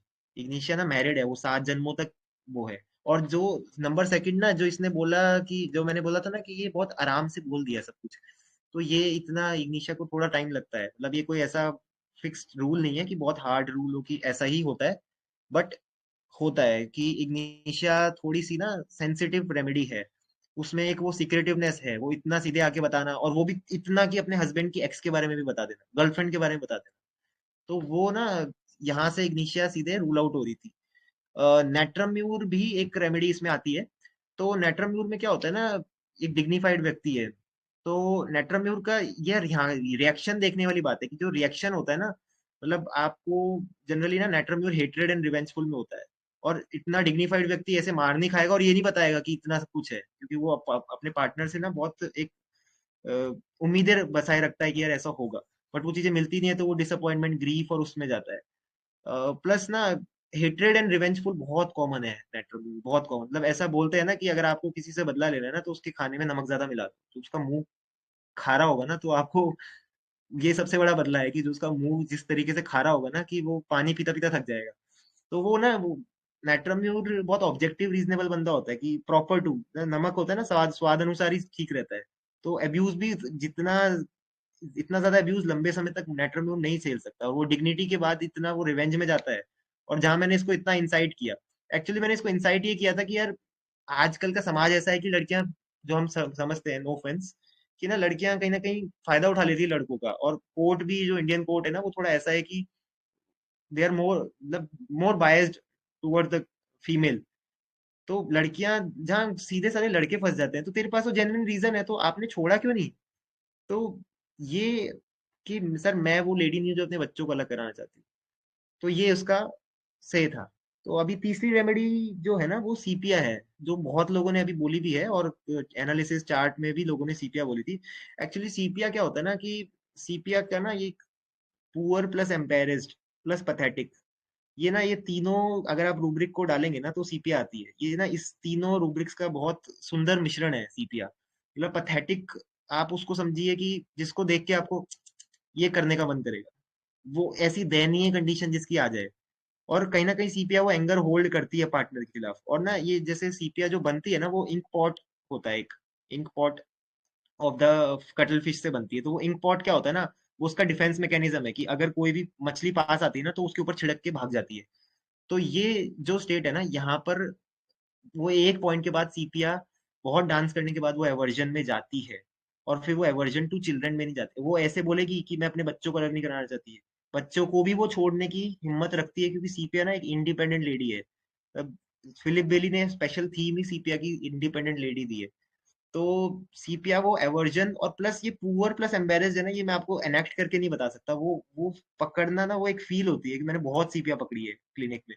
तो वो मिलता है कि एक एक फीलिंग ऐसी आती है कि यार क्या हो रहा है मेरे साथ। वो एक फीलिंग होती है, और वो उसके फेस पे झलकती है। और तभी यहाँ पर वो झाइयाँ आती है ना, जो हम लोग मेलाज्मा बोलते हैं, वो क्योंकि वो face is the your identity. तो मेरी अस्तित्व ही कुछ नहीं है घर में, तो सीपिया यहाँ से ना रूल आउट हो रही थी। और एनाकार्डियम भी किसी लोगों ने बोली। तो ना एनाकार्डियम में क्या होता है ना कि एनाकार्डियम सिंपल है, देखो जो मिला उसको आगे पास ऑन कर दो। जैसे परसों संदीप सर का केस था ना कि उन्होंने एनाकार्डियम रूल आउट की थी कार्सिनोसिस से। तो एनाकार्डियम डोमिनेशन मिला, डोमिनेशन ही आगे दे दो। एनाकार्डियम ये है, इसमें ना एक रूब्रिक है, डिल्यूजन मदर इज डेड। मतलब मदर इज डेड का मतलब है कि एक तो इसकी माँ मर चुकी है, और अगर आप इसको मेटाफोरिकली समझो ना, तो इसके अंदर की जो मातृत्व है ना, वो भी मर चुका है। तो जो एनाकार्डियम के साथ होता है ना कि इतना अब्यूज अगर उसका हस्बैंड उसको कर रहा है ना, तो एक पॉइंट के बाद फिर वो मारती है अपने बच्चों को, वो कर्सिंग करती है, और वो एग्रेशन है ना, वो आपको एनाकार्डियम की आंखों में दिखता है। वो फिर वो डेविल्स वाली जो आती है कि एक तरफ डेविल है और एक तरफ एंजल है, तो वो स्टेट आती है। तो एनाकार्डियम मैंने ना रूल आउट लिस्ट में ही डाली थी, क्योंकि वो ऐसा एग्रेशन और वो सब चीजें दिख नहीं रही थी इतना खाने। और Anacardium fastidious wants to prove है कि अभी मैं करके दिखाऊंगी, तो ये रूल आउट हो रही थी।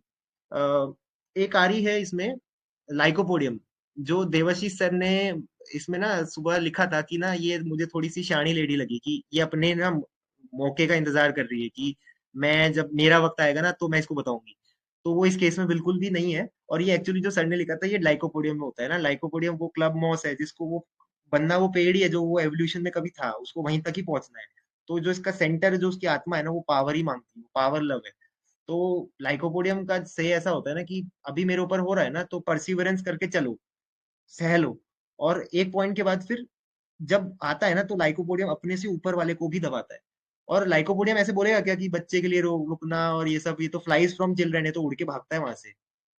लाइकोपोडियम इतनी लेवल पे फिर जिम्मेदारी ले नहीं सकता कि मैं वो लेडी नहीं हूँ। किरदार उसका हिपोक्रेसी का भी है, वो कुछ भी कर सकता है। बहुत मीन्स एम्प्लॉयड एवरी पॉसिबल है ना, वो अच्छा भी हो सकता है और बुरा भी हो सकता है।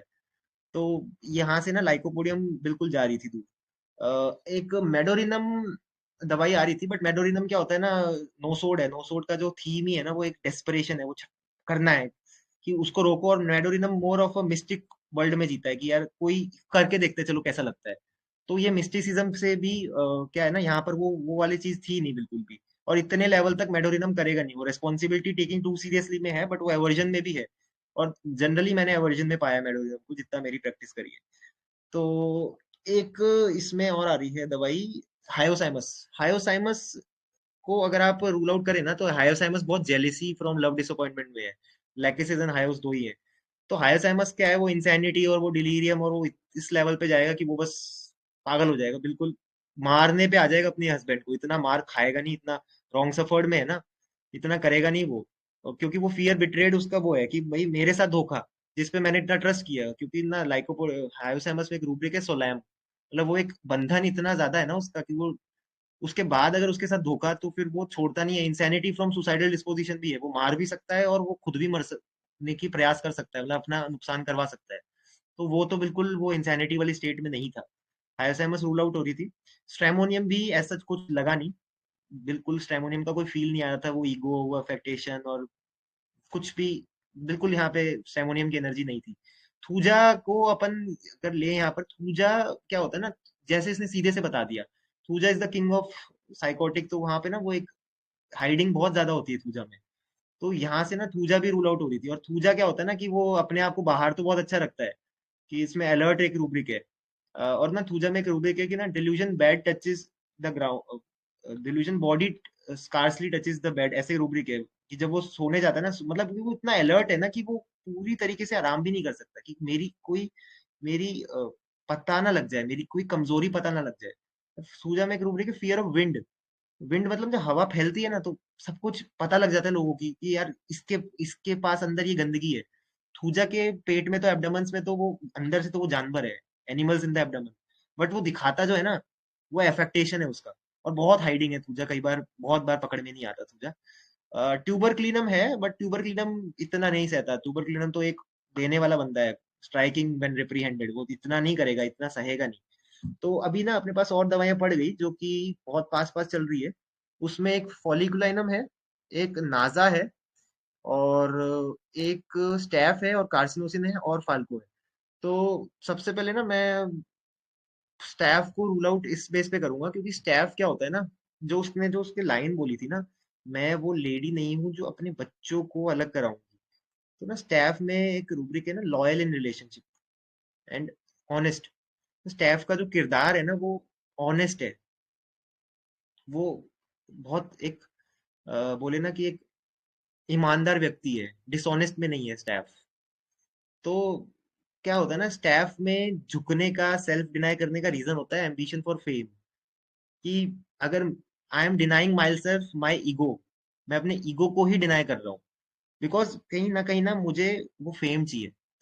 और स्टैफ में वो एंगर होता है, जो इस पेशेंट में ना थोड़ा सा एब्सेंट था, वो एनर्जी फील नहीं आ रही थी। एक्चुअली मैंने स्टैफ ही रखी थी इसके लिए, अगर केस नहीं निकलता है तो नेक्स्ट स्टैफ ही था। और इसके बाद एक और दवाई लेते हैं अपन, कार्सिनोसिन। हाँ, कार्सिनोसिन जो है बहुत बार यहाँ पर डिस्कस हुई है, और कार्सिनोसिन क्या है ना, प्लीजिंग में है, वो प्लीजिंग मिलता है। कार्सिनोसिन क्यों बोलेगा कि मैं अपनी बच्ची को छोड़ना नहीं चाहती हूँ, मैं उनको अलग नहीं कराना चाहती, मैं वो लेडी नहीं हूँ। तो कार्सिनोसिन का फील, कार्सिनोसिन तो ये खुद सोचेगा कि ना यार, एक ना रूब्रिक है कार्सिनोसिन में ना, एम्बिशन इंक्रीज कॉम्पिटिटिव। जब इसको पता लगा कि इसका बाहर रिलेशन है, पता लग गया, तो कार्सिनोसिन क्या है ना, वो कोशिश करेगा कि ना कंपटीशन में आता है, वो सिबलिंग राइवलरी जो होती है ना, वो यहाँ पे भी आती है कि वो कंपटीशन होता है कि ना यार, इसके अंदर ऐसा क्या है जो मेरे में नहीं है, तो मैं अपने हस्बैंड को, क्योंकि हस्बैंड है यार, वो वेडलॉक है, उसके साथ शादी हुई है उसकी, तो कहीं ना कहीं ना मैं इसको लुभाने के लिए, प्लीज करने के लिए सब कुछ करूंगी, मैं डोरमैट बनने को तैयार हूँ जिसके ऊपर लोग पैर रगड़ रगड़ के जाए। मेरे पास एक केस था कार्सिनोसिन का, उसमें यही था कि ना, वो उसके हस्बैंड ने बोल दिया था, तू जा, मैंने तेरे को छोड़ दिया, मैंने अपना दिल आत्मा शरीर एक दूसरी लड़की को दे चुका हूँ, तू जा। वो पत्नी, उसकी पत्नी थी, पर वो फिर भी बोलती थी कि ना, मेरा ना हस्बैंड ना वो देव मानुस है, मैं उसके लिए इतना कुछ खाना बनाती हूँ, मैं करती हूँ। तो प्लीजिंग जो होती है ना कार्सिनोसिन, वो छोड़ता नहीं है, बिकॉज ये कैंसर है ना, कैंसर को कोई लिमिट ही नहीं पता, वो मेटास्टेसिस लंबे बहुत दूर तक अपने आप को खींचता है, बहुत खींचता है, एक्सपेंसिव रूब्रिक में है, बहुत खींचता है अपने आप को। तो उसके बाद भी वो क्या होता है ना कि कार्सिनोसिन, फिर उसके बाद आता है बॉयंसी, भी आता है इसमें एक एक बॉयंसी ऑल्टरनेटिंग विद सैडनेस, जो सर ने परसों समझाया था संदीप सर के केस में, कि वो ना एकदम से नीचे जाता है और फिर ऊपर आता है। तो वो चीज थी, बट इसका जो मेन है ना कोर क्रक्स, वो प्लीजिंग है, प्लीजिंग डिजायर टू प्लीज। तो वो भी यहाँ पे ना ऐसा लगा नहीं। और एक फीलिंग ना मुझे और आई, जो ये मेरा एक सटल अंडरस्टैंडिंग थी कि ना, ये बच्ची जो है ना कहीं ना ये बच्ची पापा से अटैच्ड है, अपनी माँ को इतना पिटता हुआ देखते हुए, क्या होता है ना, बच्चे है ना अपने पेरेंट्स से ग्रजेस मेंटेन कर लेते हैं कि ना, इतना पिट रही है।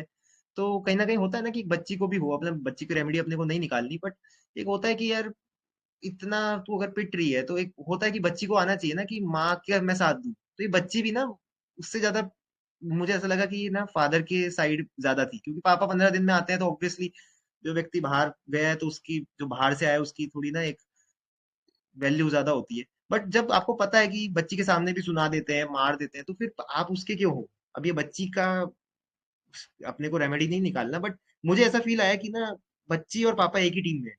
अभी इसने बोला ना कि सर दवाई दे दो, अगर उसको पता लगा वो वीडियो कॉल करेंगे, बच्ची आई, बच्ची ने बोला, तो यार तुम ये, मतलब मेरा ऐसा अंडरस्टैंडिंग था कि यार तुम बोल दो ना कि मम्मी नहा रही है, या फिर कुछ ऐसा झूठ बोल दो, कि जरूरी है कि बाहर बोलना कि बाहर गई है मम्मी, बाहर गई है, तो बोलना जरूरी है कि, तो मुझे ऐसा फील आया कि ना, बच्ची और पापा एक ही टीम में है।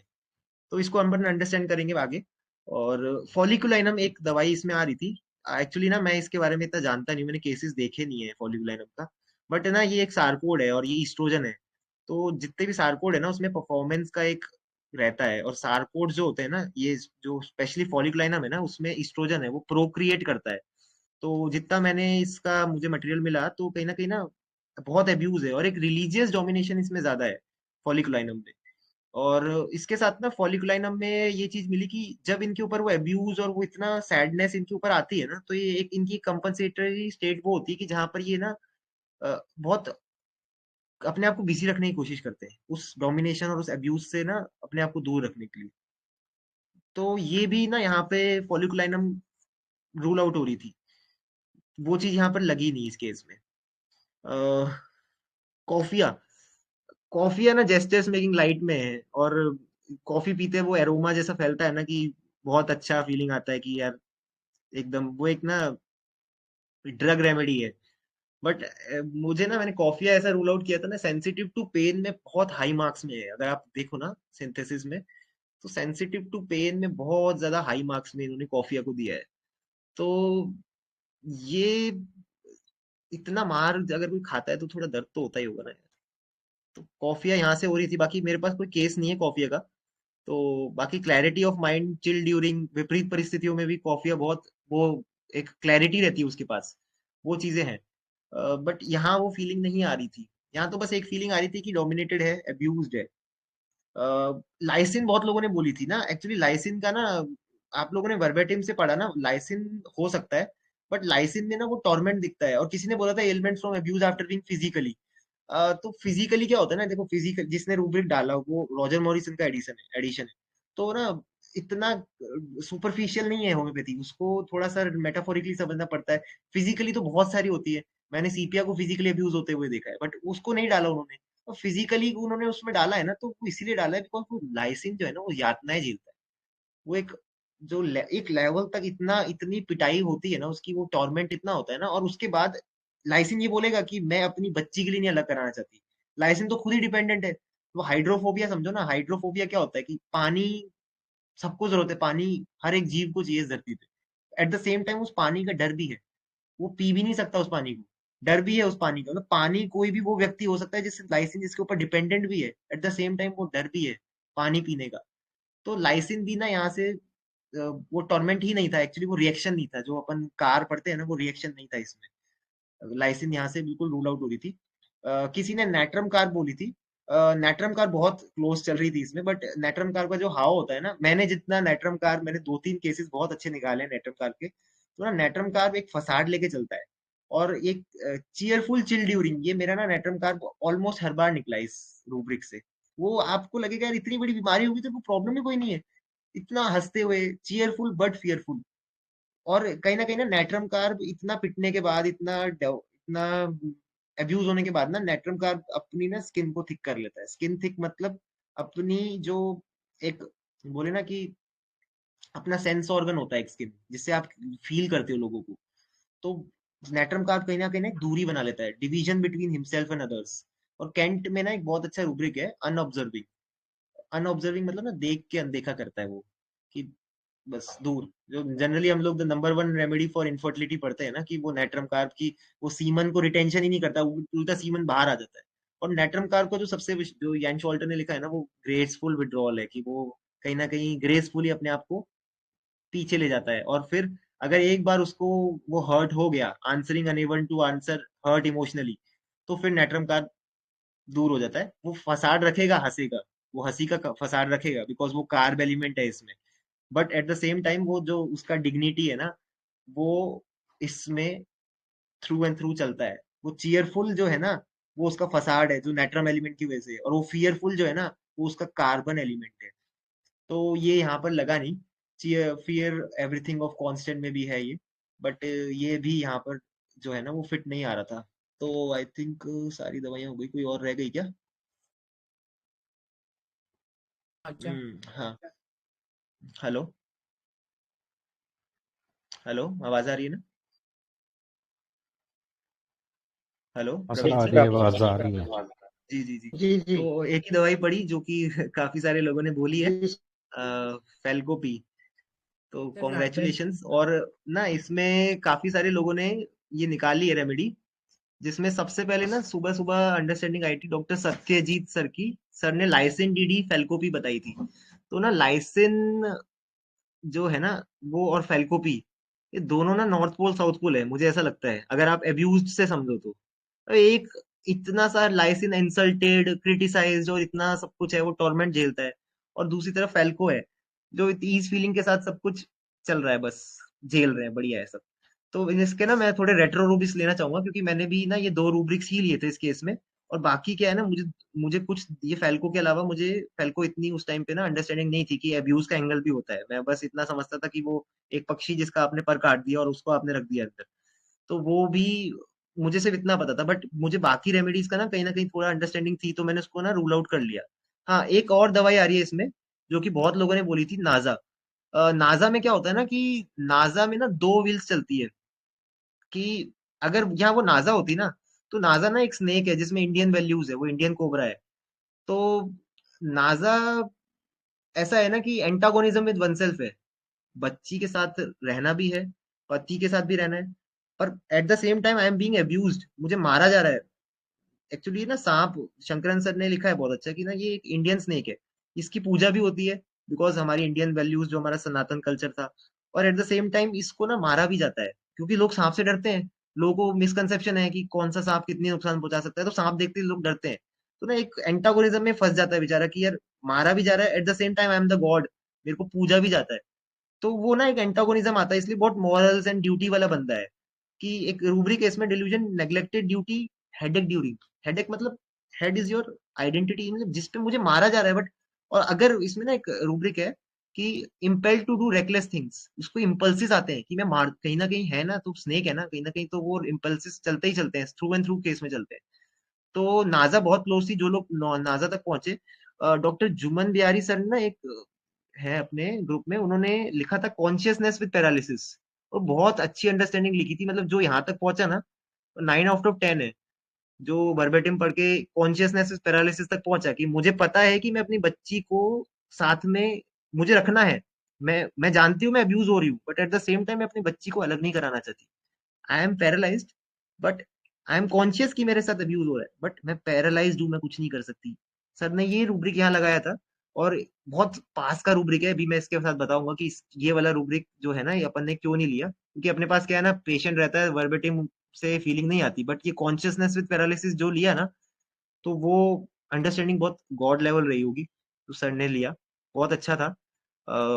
बट हाँ, मैं फैल्कन पी जो रेमेडी है, जो कि ऑलमोस्ट सब लोग पहुंच ही गए सुबह से लेके मेहनत करते करते, तो इसमें ना मैं कुछ रूब्रिक्स ना इसमें ऐड करना चाहूंगा। सर, प्रवीण सर, आप वो स्लाइड शेयर करेंगे क्या? Hello, hello, Praveen sir. Sir मैं हूँ, लेकिन अभी लैपटॉप नहीं है मेरे पास, सॉरी। हाँ हाँ, कोई प्रॉब्लम नहीं, कोई नहीं, दिक्कत नहीं, मैं वैसे कर लूंगा। जी मैं 1 मिनट, जी सर। आपकी स्लाइड मेरे पास होगी, मैं वैसे ही खोल लेता हूँ उसमें, मैं भी स्क्रीन शेयर नहीं कर रहा।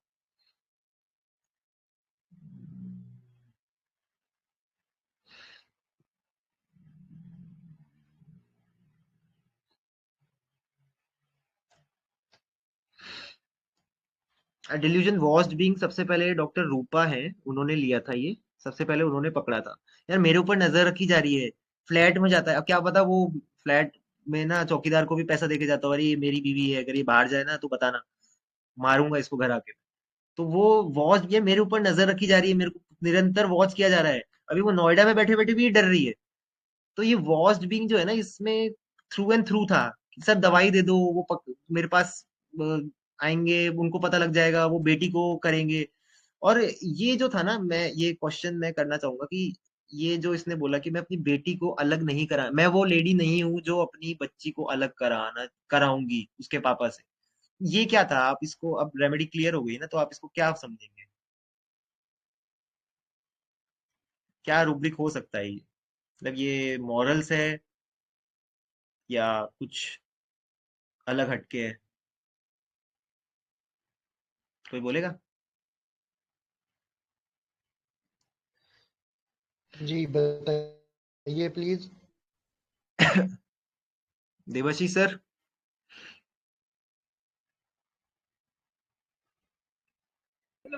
जी सर। जी सर, क्या एक्चुअली मैं लगेगा बाहर इसमें? आया हूँ। सर एक्चुअली ये रेमेडी तो नेचर लव्स होता है, तो इसके हिसाब से हम सोच सकते हैं, अवेयरनेस हाइटेन में भी है ये। एग्जैक्टली यही था सर, यही मैंने कुछ डॉक्टर्स ने ना बहुत अच्छा अंडरस्टैंडिंग डाल के चले गए, पर रूब्रिक नहीं डाले थे। तो doctor Ritu Khandelwal and doctor Sunita, इन्होंने ना एनालिसिस इनका 10/10 था, बिल्कुल 10 on 10। इन्होंने रूब्रिक्स, आई थिंक मुझे पता नहीं, कहीं या तो मिस हो गए, बट मैंने देखा नहीं कि इन्होंने रूब्रिक्स डाले हो। इन्होंने बिल्कुल यही अंडरस्टैंडिंग दिया था कि ये ना, ये एक जगह पे स्टिल है। तो ये जो रूब्रिक था ना, ये अवेयरनेस हाइटेंड, मतलब क्या बोलते हो ना कि अवेयरनेस क्या होता है ना, आपका कॉन्शियसनेस आता है अवेयरनेस से। अवेयरनेस, कॉन्शियस आप कब होते हो? आपकी, जब आप जागृत अवस्था में होते हो ना, तो अवेयरनेस मतलब ना आपकी चेतना का जो स्तर है, वो बहुत ऊपर है, हाइटेंड है, बहुत हाइट पे है। और ऑब्वियसली ये पक्षी इतना ऊपर उड़ने वाला है ना, तो वो बहुत बहुत ऊपर लेवल का उसका अवेयरनेस होता है। तो ये जो था ना, मॉरल्स क्या होता है ना, मॉरल्स आपको जैसे अपने वो फ्रूड साइको, जो सिगमेंट फ्रूड की जो थ्योरी है ना, उसमें वो जो ईगो होता है, एक सुपर ईगो होता है, वो आपका मॉरल्स होता है। तो मॉरल्स क्या होता है ना, मॉरल्स आपको सिर्फ सही और गलती बताते हैं कि ये गलत है, पति के साथ 7 जन्मों तक चलना है, ये रिश्ता है, ये मॉरल्स है, वो मैरिड इग्निशिया है। बट ये जो था ना, मैं वो लेडी नहीं हूं जो कि अपने आप अपनी बच्ची को उनसे अलग कराऊंगी, ये जानने के बावजूद कि बच्ची पापा की टीम में है, कि अगर इतना ज्यादा फिजिकल अब्यूज हो रहा है, तो कहीं ना कहीं बेटी भी पापा की साइड ही है, उसको भी, बेटी को भी यहाँ होना चाहिए ना। या बेटी थोड़ी अनग्रेटफुल फ्रॉम एवराइज टाइप है, इतनी अनग्रेटफुल है कि यार 5 साल की बच्ची वो होती है जो कहीं ना कहीं वो डिपेंडेंट है। 5 साल की बच्ची कोई सेल्फ इंडिपेंडेंट नहीं होती जो अपनी रिस्पॉन्सिबिलिटी ले ले। तो पापा नोएडा रहते हैं तो बच्ची कौन घर में, मम्मी और बेटा बेटी। तो फिर भी इतना सब कुछ करने के बावजूद भी इतना बेटी को कोई वो नहीं था कि यार मम्मी के लिए भी मैं सोचूं।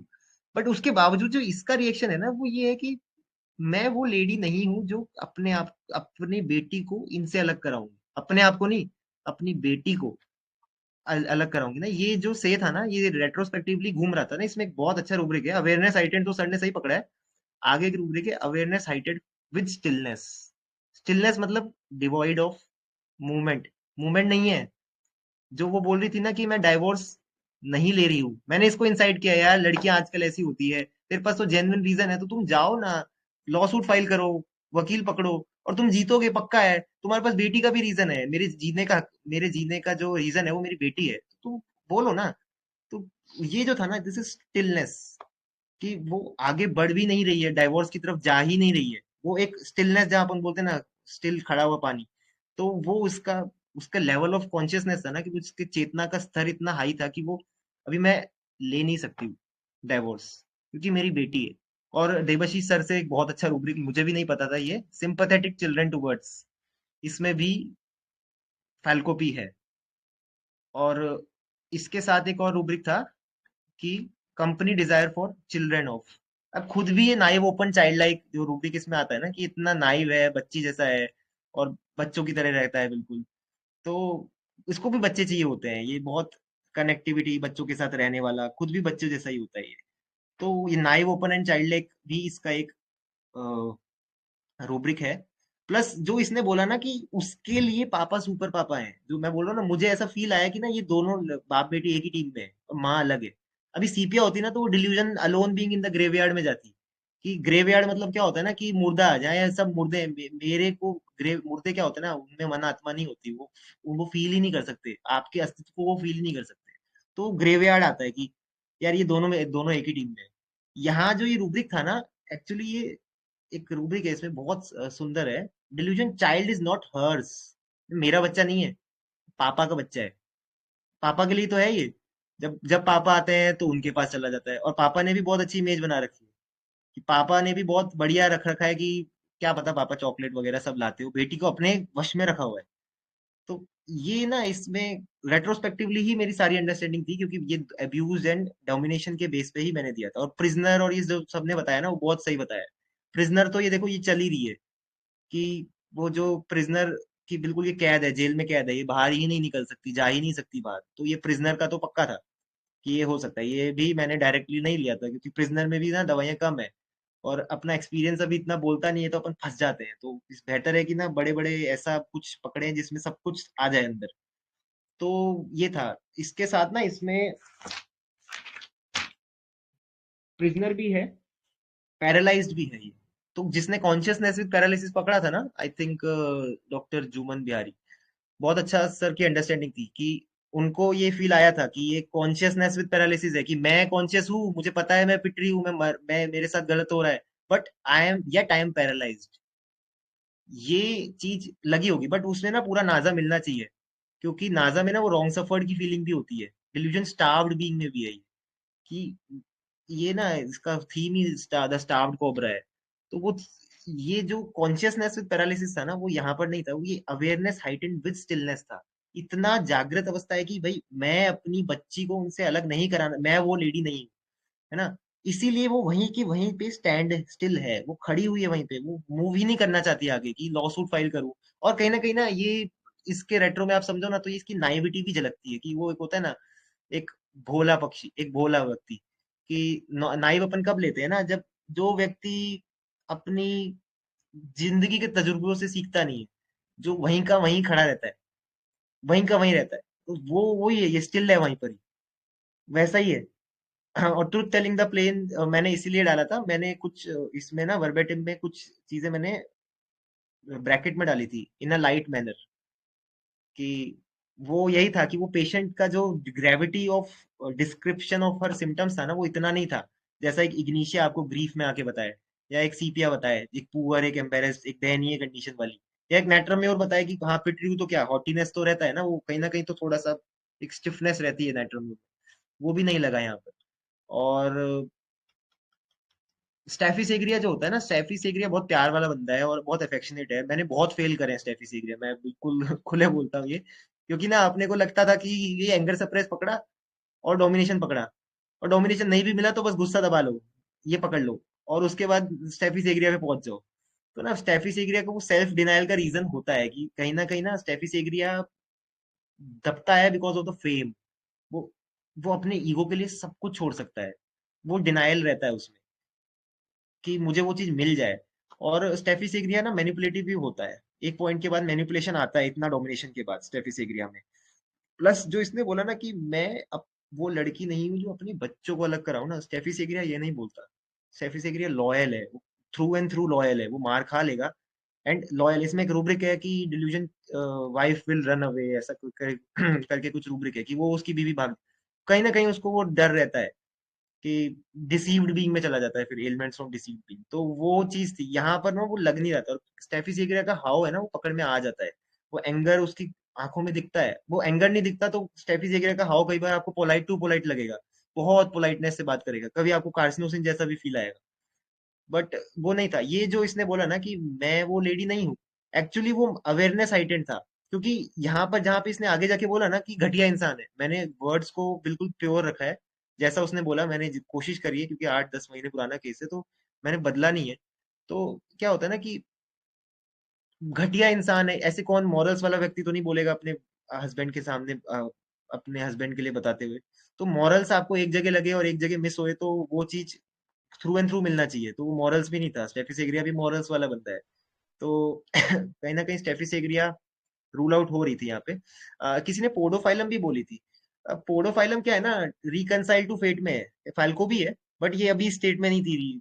पोडोफाइलम क्या होता है ना, रिकनसाइलेशन या समझौता होता है, कि समझौते में ना एक पार्टी ना डोमिनेटिंग होती है और एक पार्टी सबमिसिव होती है, तो झुकना पड़ता है। एंड पोडोफाइलम जो होता है ना, वो होल हार्टेडली ना जाके छोड़ता है, वो भी सेल्फ डिनायल में है। बट वो स्टेफी सीग्रिया जहाँ ईगो के लिए छोड़ता है ना, पोडोफाइलम हार्मोनी के लिए छोड़ता है, हार्मोनी डिजायर फॉर प्लस इसमें एक और रूब्रिक है अवेयरनेस हाइटेड, पोडोफाइलम में भी है, because unification with the higher consciousness वाला रूब्रिक आता है इसमें। और ना पोडोफाइलम में एक स्टेट है ना, delusion incurable disease he has. मतलब इनक्योरेबल क्या होता है ना, कि लाइफ की कोई भी सिचुएशन जो कि लाइलाज है, जिसका कुछ नहीं हो सकता। अब ये पति का कुछ नहीं हो सकता, इसको छोड़ नहीं सकते अब, तो वो लाइलाज है। तो लाइलाज, ये पति जो है ना, इनक्योरेबल डिसीज है। तो वो अगर पोडोफाइलम होती तो कहीं ना कहीं वो एक फेट, अपनी किस्मत, और सर अब जो लिखा है जीवन में तो देखो यही है। और पोडोफाइलम बहुत पॉजिटिवनेस के साथ रहता है, हार्मनी मेंटेन करने के लिए वो सब नेग्लेक्टिंग इंपॉर्टेंट थिंग, इम्प्रोविडेंट, ऐसा हो जाता है कि उस पॉइंट वो छोड़ देता है कि बस हो गया, ठीक है, कोई बात नहीं, हार्मनी मेंटेन रहे, कोई बात नहीं, चल रहा है चल। और एब्यूज बीइंग में नहीं है पोडोफाइलम। बट ठीक है, अगर आप एब्यूज ना लगा के एक बार एक थॉट पोडोफाइलम का लेते, तो वो पोडोफाइलम का जो वाई एंड हाउ है ना, वो हाउ से वो कहीं ना कहीं होता है पॉजिटिवनेस में ना। आप सिंथेसिस में देखोगे तो बहुत हायर मार्क्स में पोडोफाइलम को रखा गया है, तो वो चीज उसमें रहती है पोडोफाइलम में। तो पोडोफाइलम भी यहाँ से रूल आउट हो रही थी। और एक रूब्रिक जो उन्होंने बोला ना कि delusion, sorry, truth telling the plain, आप इसको एक और वे में समझ सकते हो, डिल्यूजन ट्रांसपेरेंट वन इज, मतलब इसके आर पार। अभी उसके एक्स ने आके बोला कि ये ना घटिया इंसान है, और इसने भी मेरे सामने वही चीज बोल दी, ये घटिया इंसान है, उसने ऐसा बोला है, तो ये मारता है, ये मुझे भी मारता है, तुम इसके साथ कैसे रह रही हो। ये ट्रुथ टेलिंग द प्लेन है ना, डिल्यूजन ट्रांसपेरेंट भी है ना, इसके आर पार कुछ नहीं है, एज इट इज। और ये ना बर्ड्स की थोड़ी ना, एक जो बर्ड रेमेडीज होती है ना, उसमें एक चहचहाने की जो टेंडेंसी होती है, चहचहाती है वो, तो वो चीज भी ना चलती है उसमें केस में। वो उस फीलिंग में वो आपको लगती है कि वो चर्पिंग की आदत होती है बर्ड्स की, तो वो खुल के सब कुछ बताना, ओपन, ये चीज इसमें रहती है। एक चीज मैंने ना इसको अवेयरनेस हाइटेंड विद स्टिलनेस को मैंने ऐसे भी समझा था कि ना कहीं ना इसको मुझे फील आ गया था कि ना पापा और बेटी एक ही टीम में है और ये अलग है। तो इसमें आप ये भी दे सकते हो कि अगर हो सकता है ना, अगर ये डाइवोर्स में जाए तो हो सकता है कि ना पापा बेटी को ले जाए और बेटी भी चली जाए, क्योंकि दोनों एक ही टीम में है। तो fear of losing loved ones करके एक रूब्रिक है, ये सिंथेसिस में नहीं मिलेगा, कंप्लीट डायनेमिक्स में मिलेगा। इसमें भी पोडो अपनी फैल्कोपी है, plus company desire for of children, कि बच्चों की कंपनियां पसंद है, क्योंकि खुद भी बच्चे की तरह ही है ना ये। और delusion child is not hers, her children are changelings and will attack her, leap up and attack.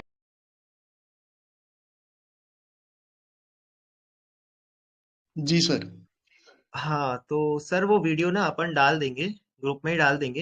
Actually क्या है ना, उससे डॉक्ट्रिन ऑफ सिग्नेचर आपको समझ में आएगा।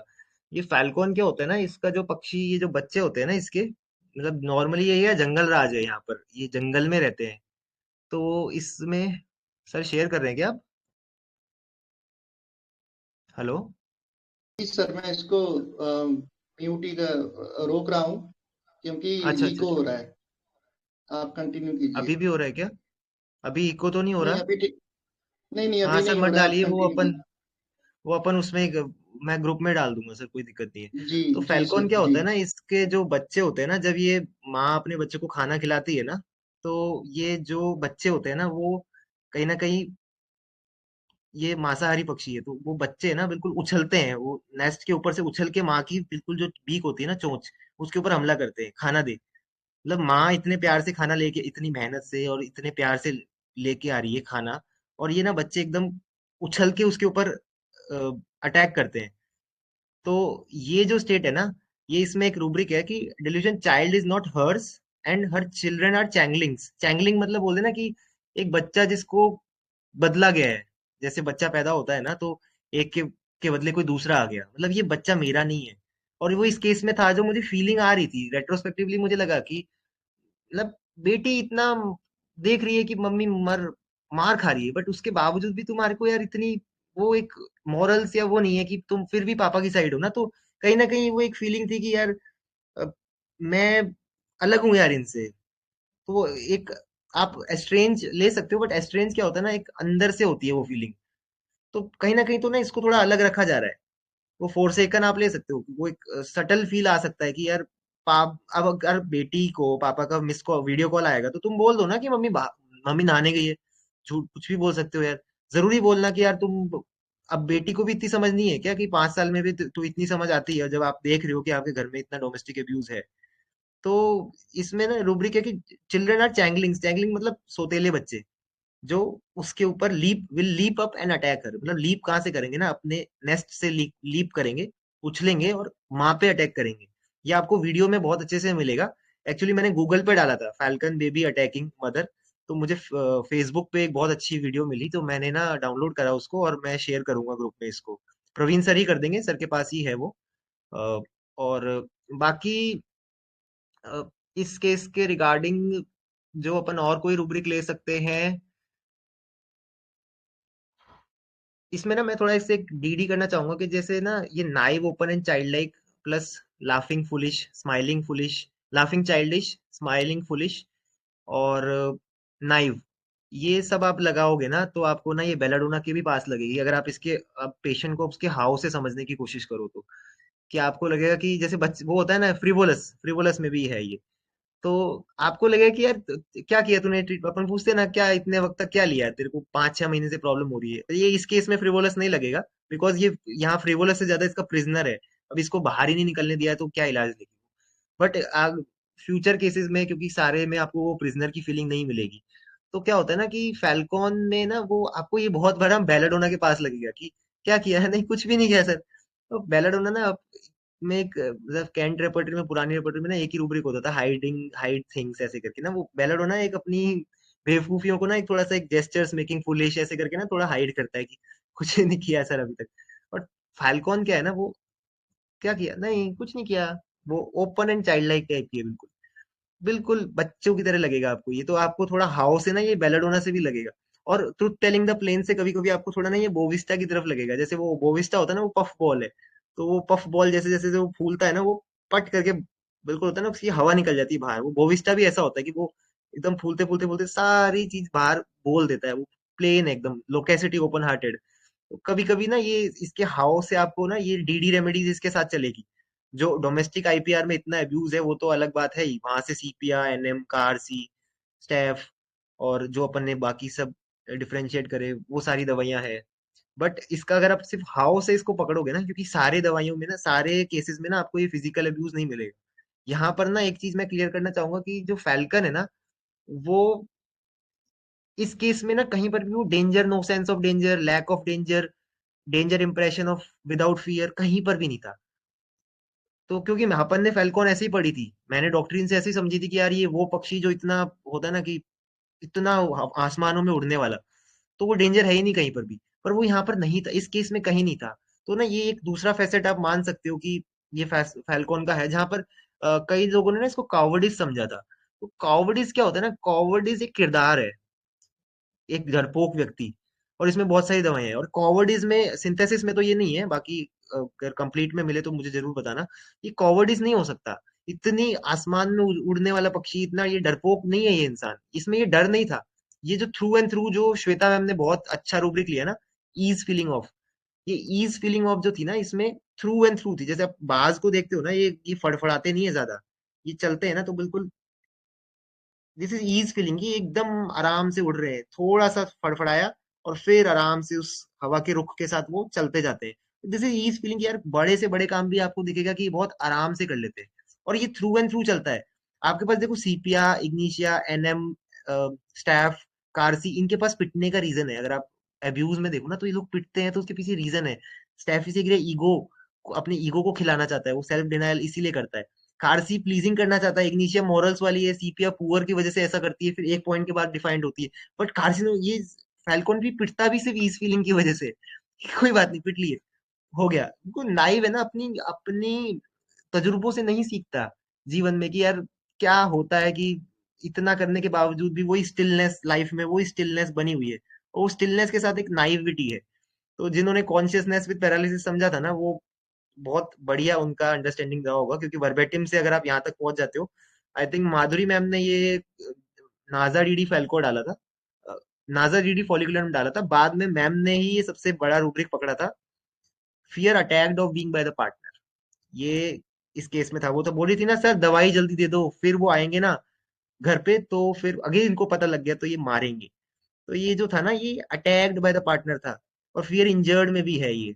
तो ये मैम ने एक्चुअली, मुझे अगर वीसी नहीं लेना होता तो मैं वहीं डिस्क्लोज कर देता, वो इतना बिल्कुल होता ना, बुलजाई हिट किया था मतलब। तो माधुरी मैम, सैल्यूट है मैम, बहुत अच्छा आपका अंडरस्टैंडिंग। वो एक था ना कि उस पूरे एक ही रूब्रिक ने पूरी रेमेडी को एकदम क्लियर कट, सही बिल्कुल निकाल के रख दिया सामने। वो कैरी डिजायर फास्ट या फियर ऑडियल नहीं था कि वो यातनाएं है। तो भाई यातनाएं, अगर फियर ऑडियल में क्या होता है ना, वो यातनाओं से आप बच भी नहीं सकते। अभी एक फीमेल से सोचो कि उसको डिस्मेनोरिया होता है, हर हर महीने होता है, तो अभी वो बच नहीं सकती ना, तो आएंगे ही, हर महीने आएंगे, उसका कोई इलाज ही नहीं है, उसको कुछ भी नहीं है। या आपने सपोज आपको पाइल्स है, तो आपने खाया, तो खाना तो खाओगे ना, बच नहीं सकते ना, खाना तो खाओगे, तो निकलेगा, फिर वो झेल, उससे आप बच नहीं सकते। ऑडियल वो चीज होती है। तो यहाँ पर वो चीज नहीं थी, ऑडियल नहीं थी। हमने अपने पास जैसे एक रूब्रिक है ना, delusion can not pass certain corner without falling, इसमें अर्जेंटम और कालिब्रोम है ना, ये चीज ऑडियल है। इस कॉर्नर से पास भी करना है, और इस कॉर्नर से बिना किसी, इस पॉइंट से मैं बिना किसी गिरे, मतलब अपने एक डिसेबिलिटी के बगैर मैं जा भी नहीं पाऊंगा यहाँ से, वो ऑडियल है। या अभी दर्द होगा ना, तो बहुत तेज होगा वो, चाहे वो पीरियड का हो या वो कोई भी हो सकता है, वो ऑडियल, वो इसीलिए उसको डिल्यूजन में लिया हुआ है ना, कि can not pass a certain, वो उसका फीलिंग है। तो इसके पास ऑडियल में क्या होता है ना, बचने का कोई तरीका भी नहीं होता, वो एक अग्नि, ये गुजरना ही है इधर से। तो अब ये चीज आपको सटल लग सकती है कि ऑडियल था, बट ये जो मैम ने पकड़ा ना, वो बिल्कुल एकदम बुलजाई पिन पॉइंट था, जो जाके पूरी रेमेडी पे ये पूरे केस को खोल दिया। फिर तो उसके बाद सिर्फ आपकी औपचारिकता ही थी, फॉर्मेलिटीज ही थी कि जो, और हमने इसमें रूब्रिक्स लगाए, और फिर ट्रुथ टेलिंग द प्लेन, और बाकी सारे रूब्रिक्स। बट बहुत बहुत ही अच्छा मैम का ये अंडरस्टैंडिंग था, ये सिंगल रेमेडी रूब्रिक है। और डिल्यूजन, जो लोग बोल रहे थे ना कि element from abuse after being physically, वो फिजिकल नहीं है, वो फिजिकल में सिर्फ लाइसिन दिया है, और क्योंकि लाइसिन ही उस लेवल का टॉर्मेंट झेलता है, तो वो फिजिकल इसलिए है, वो फिजिकल वो फील कर रहा है, बट उस वो फिजिकल को उन्होंने मेटाफोरिकली लिखा है वहां।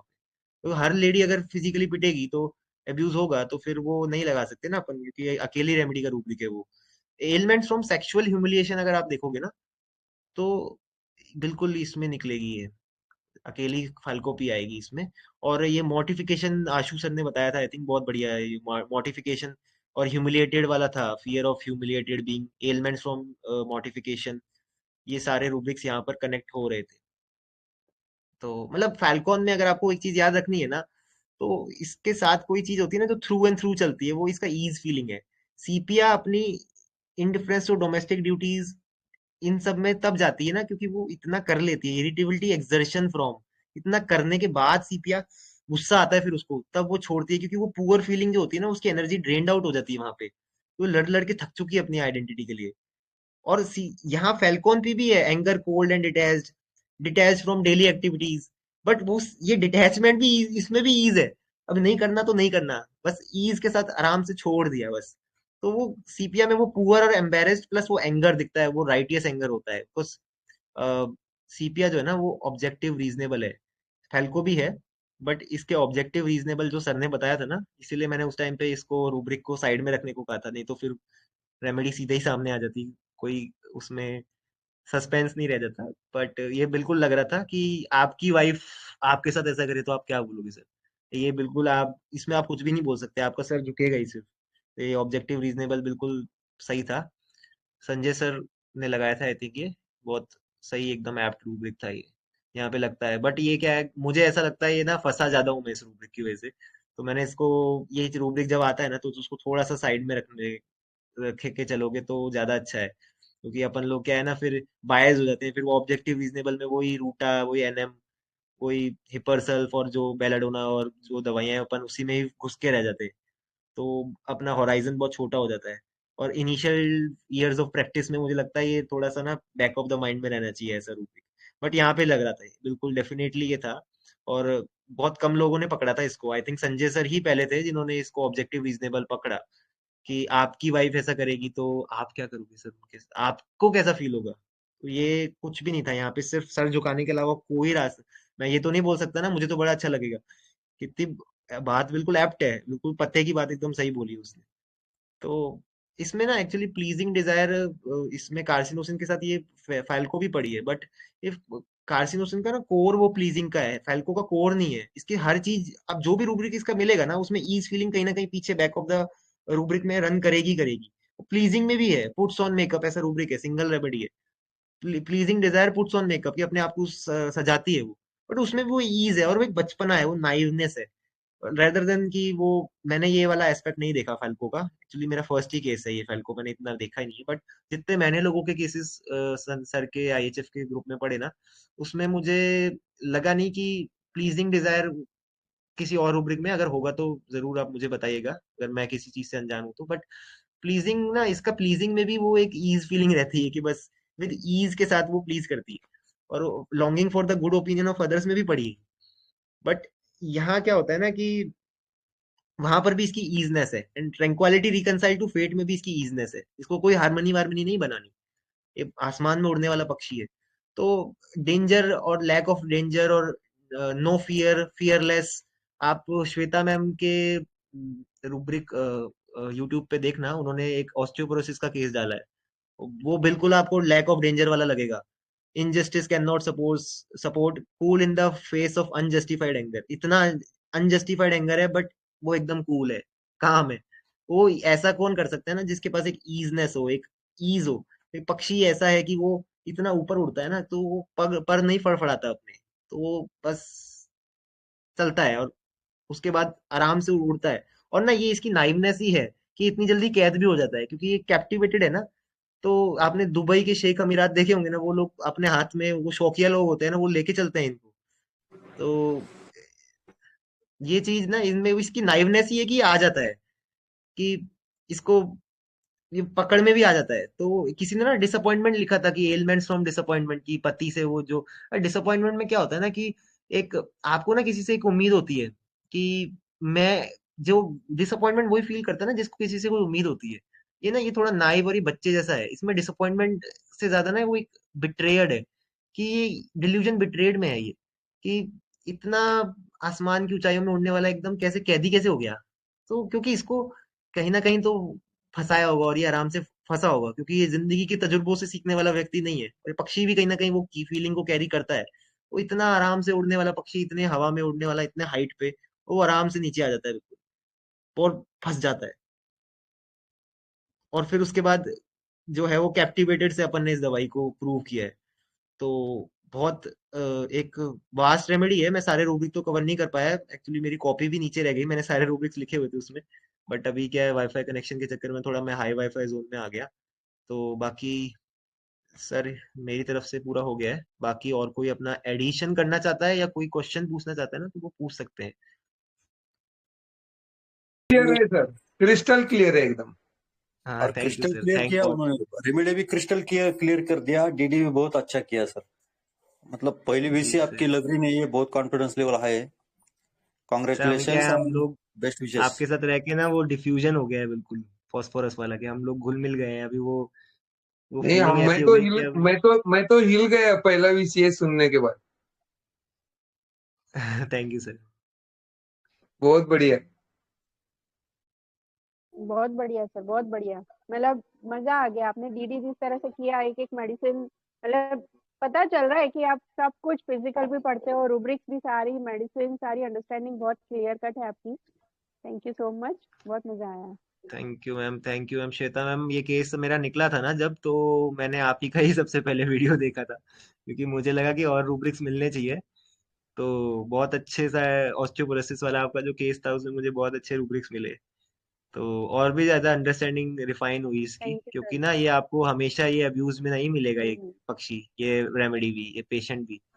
आपको yes, बहुत सारे इसके अलग अलग फैसेट्स हैं जो कि अभी अनएक्सप्लोर्ड हैं, जो मेरे केसेस में अनएक्सप्लोर्ड हैं, जो मैं बताऊं तो वो अनएक्सप्लोर्ड है। आपको ना इसको और पढ़ना पड़ेगा, कि हमेशा ये इतना कैप्टिवेटेड और इतना पैरालाइज्ड फीलिंग नहीं आएगी, और प्रिजनर वाली नहीं आएगी। ये फाइट वॉन्ट्स टू वाला व्यक्ति भी है।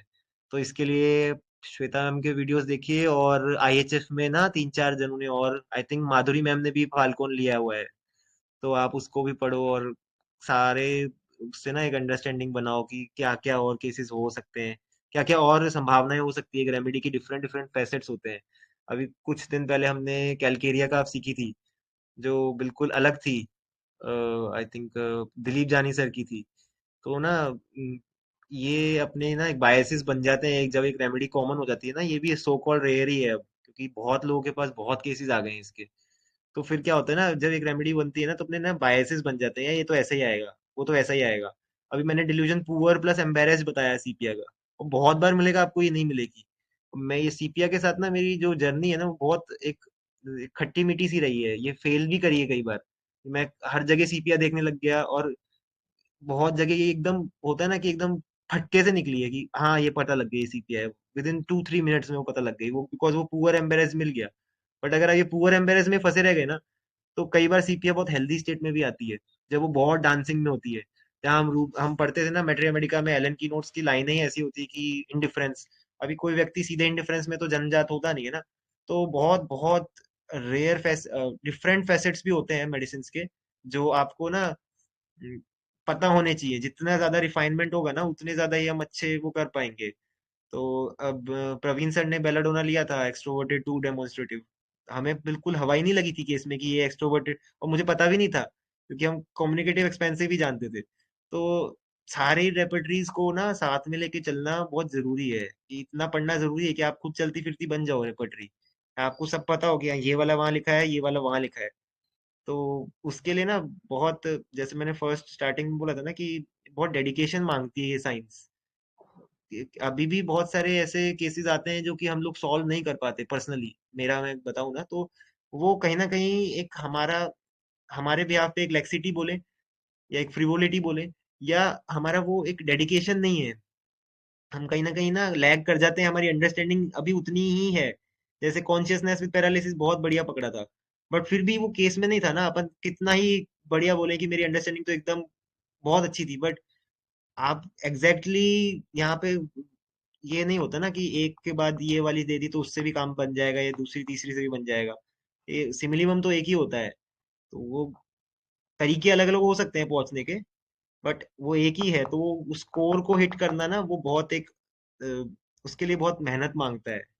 और जैसा हमारे मास्टर्स ने करी है ना, पुराने हमारे जो, एक्चुअली हमारे जो मास्टर्स रहे हैं हनीमैन, और ये तो उन्होंने कहीं ना एक बहुत पेन टेकिंग टास्क लिया था, कि अपनी पैथी को छोड़ के, अब इतने बड़े स्कॉलर होके वहां दूसरी जगह जाना और इतना कुछ करना। तो बस वही डेडिकेशन हम मांगते हैं। अभी वो होगा ना, तो फिर हम लोग इसमें मास्टर्स बन जाएंगे, फिर ये फर्क नहीं पड़ता कि हम लोग कब पास आउट हुए थे, क्योंकि बहुत सब लोग सीनियर्स ही हैं यहाँ पे। तो बस ठीक है, वो एक अपना अपना लक है कि कौन कब कहाँ पहुंचा, बट जो जब भी पहुंच गया ना वो कहीं ना कहीं बढ़ जाएगा आगे, अगर वो डेडिकेशन के साथ रहेगा तो। क्योंकि रूब्रिक्स में सिलेक्शंस क्या होते हैं ना, संदीप सर ने जो परसों केस लिया था ना, उससे एक चीज बहुत अच्छी समझ में आई कि ना, कोई एक दो रूब्रिक्स आपके पक्के होने चाहिए। जैसे इसमें अब्यूज एंड डोमिनेशन लिया, अब आप प्रिजनर लो ना लो, आप ट्रुथ टेलिंग लो ना लो, ये सब रेट्रो में लिया है मैंने सिर्फ 2 रूब्रिक्स उठाए थे और वही रूब्रिक्स के बेस पे मैंने इतना डीडी किया है। तो क्या होता है ना कि कुछ रूब्रिक्स आपके पक्के होने चाहिए, फिर रेमेडी आपकी आ ही जाती है। अब वो सिंथेसिस से भी आ सकती है, कई बार कंप्लीट से आ जाती है, ये इतना ही मेरा एक्सपीरियंस रहा है अभी तक। तो बाकी डेडिकेशन बहुत मांगता है ये साइंस, और एक सेक्रीफाइस मांगता है, और मुझे लगता नहीं कि हम लोग सेक्रीफाइस करते हैं, कि हम पढ़ते हैं ना तो अब लोग 7:30 बजे से जुड़े हुए हैं यहाँ पे, और अभी टाइम हो रहा है 10 बज रहा है, अभी तो 2.5 घंटा तो हमें हो गया, और सबके जो डेडिकेशन है वो वैसा ही है, सब लोग टिके हुए हैं, इवन बीच में वीसी भी डिसकंटिन्यू हो गया, बट ये डेडिकेशन ओह, ही है सबका, और ये सीखने का जज्बा ही है सबके सब सबका। तो आपसे मोटिवेट हो गए आज। थैंक यू मैम, आप Really पर्दे के very पीछे हैं। superb session, and hats off to your hard work, presentation. Really आज मुझे पता है मेरी फर्स्ट वीसी याद आ रही है। 1 साल पहले मैंने फर्स्ट वीसी लिया था, तो तभी भी मैं इतनी कॉन्फिडेंट थी और बहुत अच्छा हुआ था, और तभी भी मुझे इतना ही ज्यादा अच्छा प्यार और सपोर्ट मिला था एचएफ फैमिली का। तो आज आपका जी वीसी देख के मुझे मेरी वीसी याद आ रही थी, और सही में बहुत बहुत सुंदर किया आपने प्रेजेंटेशन। Thanks a lot. और यही जो आपका मकसद है ना, वही मेरे को पहले से लगता था। मैं सबको बोलती थी कि हम एक ही लोग सब नहीं पढ़ सकते हैं, सब पढ़ेंगे, थोड़ा थोड़ा कंट्रीब्यूट करेंगे तो हम ज्यादा पढ़ सकते हैं कम टाइम में। चलो, जी ma'am. Thank you very much, ma'am and ये क्या है ऑल ना, द साइंस बेस्ट भी। For your bright future. Thank you ma'am, ये साइंस मैम ऐसी है ना कि जिस दिन हमारी आखिरी सांस होगी ना, तभी भी हम यही सोच के जाएंगे कि ना यार, अभी तो बहुत कम सीखा है, आता ही बहुत कम है। आप कितना ही पढ़ लो, आप कितनी स्ट्रेमोनियम पढ़ लो, आपके पास 10 और तरीके हैं स्ट्रेमोनियम तक पहुंचने के जो आपको नहीं आते। ये मैं 100% मानता हूँ, मैंने कितना स्ट्रेमोनियम प्रिस्क्राइब किया है, और मैं, ठीक है मैं फेल भी हुआ हूँ, बट निकले भी है केसेस। पर क्या होता है ना, आपको 10 तरीके एक दवाई के और हैं पहुंचने तक, ये आप पक्का मान के चलो जो आपको नहीं आते, क्योंकि अपना ईगो होता है ना कि ये यार ये तो आती है, अरे यार ये बेलाडोना है, कि अब वो एक्सट्रोवर्टेड डेमोन्स्ट्रेटिव नहीं पता था ना, तो क्या होता है ना कि वो सटल फॉर्म में ना अपना ईगो कई बार एक बलून की तरह फूलता जाता है, अरे ये आता है यार, मुझे मत बताओ, ये मुझे पता है, ये ना, यही हमारे पतन का कारण बनता है कई बार, मुझे ऐसा लगता है। तो वो साइंस ही इतनी वास्ट है, इतनी वास्ट है कि अकेला कुछ हो ही नहीं सकता, और अभी आई थिंक 100 से ज्यादा लोग जुड़े हुए हैं यहाँ पर, तो वही है ना, 100 लोग एक साथ दम लगाएंगे एक ही डायरेक्शन में, तो फिर रेमेडी कैसे नहीं आएगी, इसलिए निकल ही गई रेमेडी। देवाशीष सर ने तो वीसी के स्टार्टिंग में बोल दिया था फेल्को को लॉक कर दो, तो वो चीज, अ, ठीक है, मेरी तरफ से पूरा है। वाइंड अप करें, मैं एक वीडियो डाल दूंगा केस का ग्रुप में, क्योंकि टाइम भी काफी हो गया है, सोने का वक्त हो गया है। मैंने क्या शायद लोगों का डिनर भी मिस करवा दिया आज मेरे साथ साथ। तो thank you. Thank you sir. ठीक है, ओके। थैंक यू सर जी। थैंक यू सर, बहुत अच्छा विषय रही सर आप फर्स्ट बहुत बढ़िया। Thank you Jaskaran sir, very nice VC sir. जबरदस्त sir. Thank you, thank you.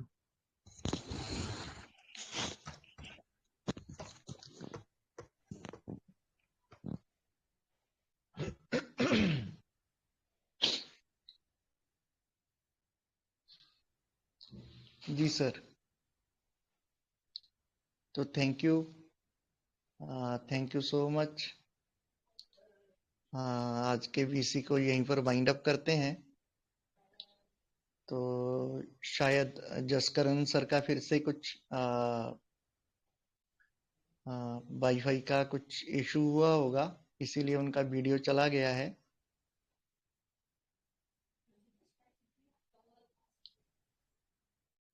तो सच में मतलब जिस तरह का उनका प्रेजेंटेशन था, उनका फर्स्ट वीसी था, तो ये हम सभी लोगों के लिए बहुत मोटिवेशन वाला, हम जो मैं स्टार्टिंग से बोल रहा हूँ ना, वो वैसा ही है कि उनका जो थॉट प्रोसेस है, जिस तरह से वो सोचते समझते हैं, पढ़ते हैं, करते हैं, तो उस तरह से हमको भी खुद में रेट्रो करना चाहिए और कहाँ हम गलती कर रहे हैं उस तरह से सीखना चाहिए।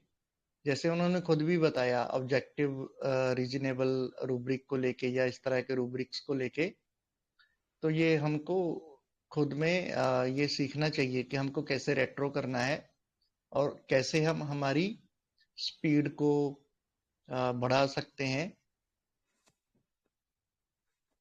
तो ये हम सभी को रेट्रो में जरूर सीखना चाहिए। तो आज की इस शानदार वीसी को यहीं पर वाइंड अप करते हैं। Thank you so much. और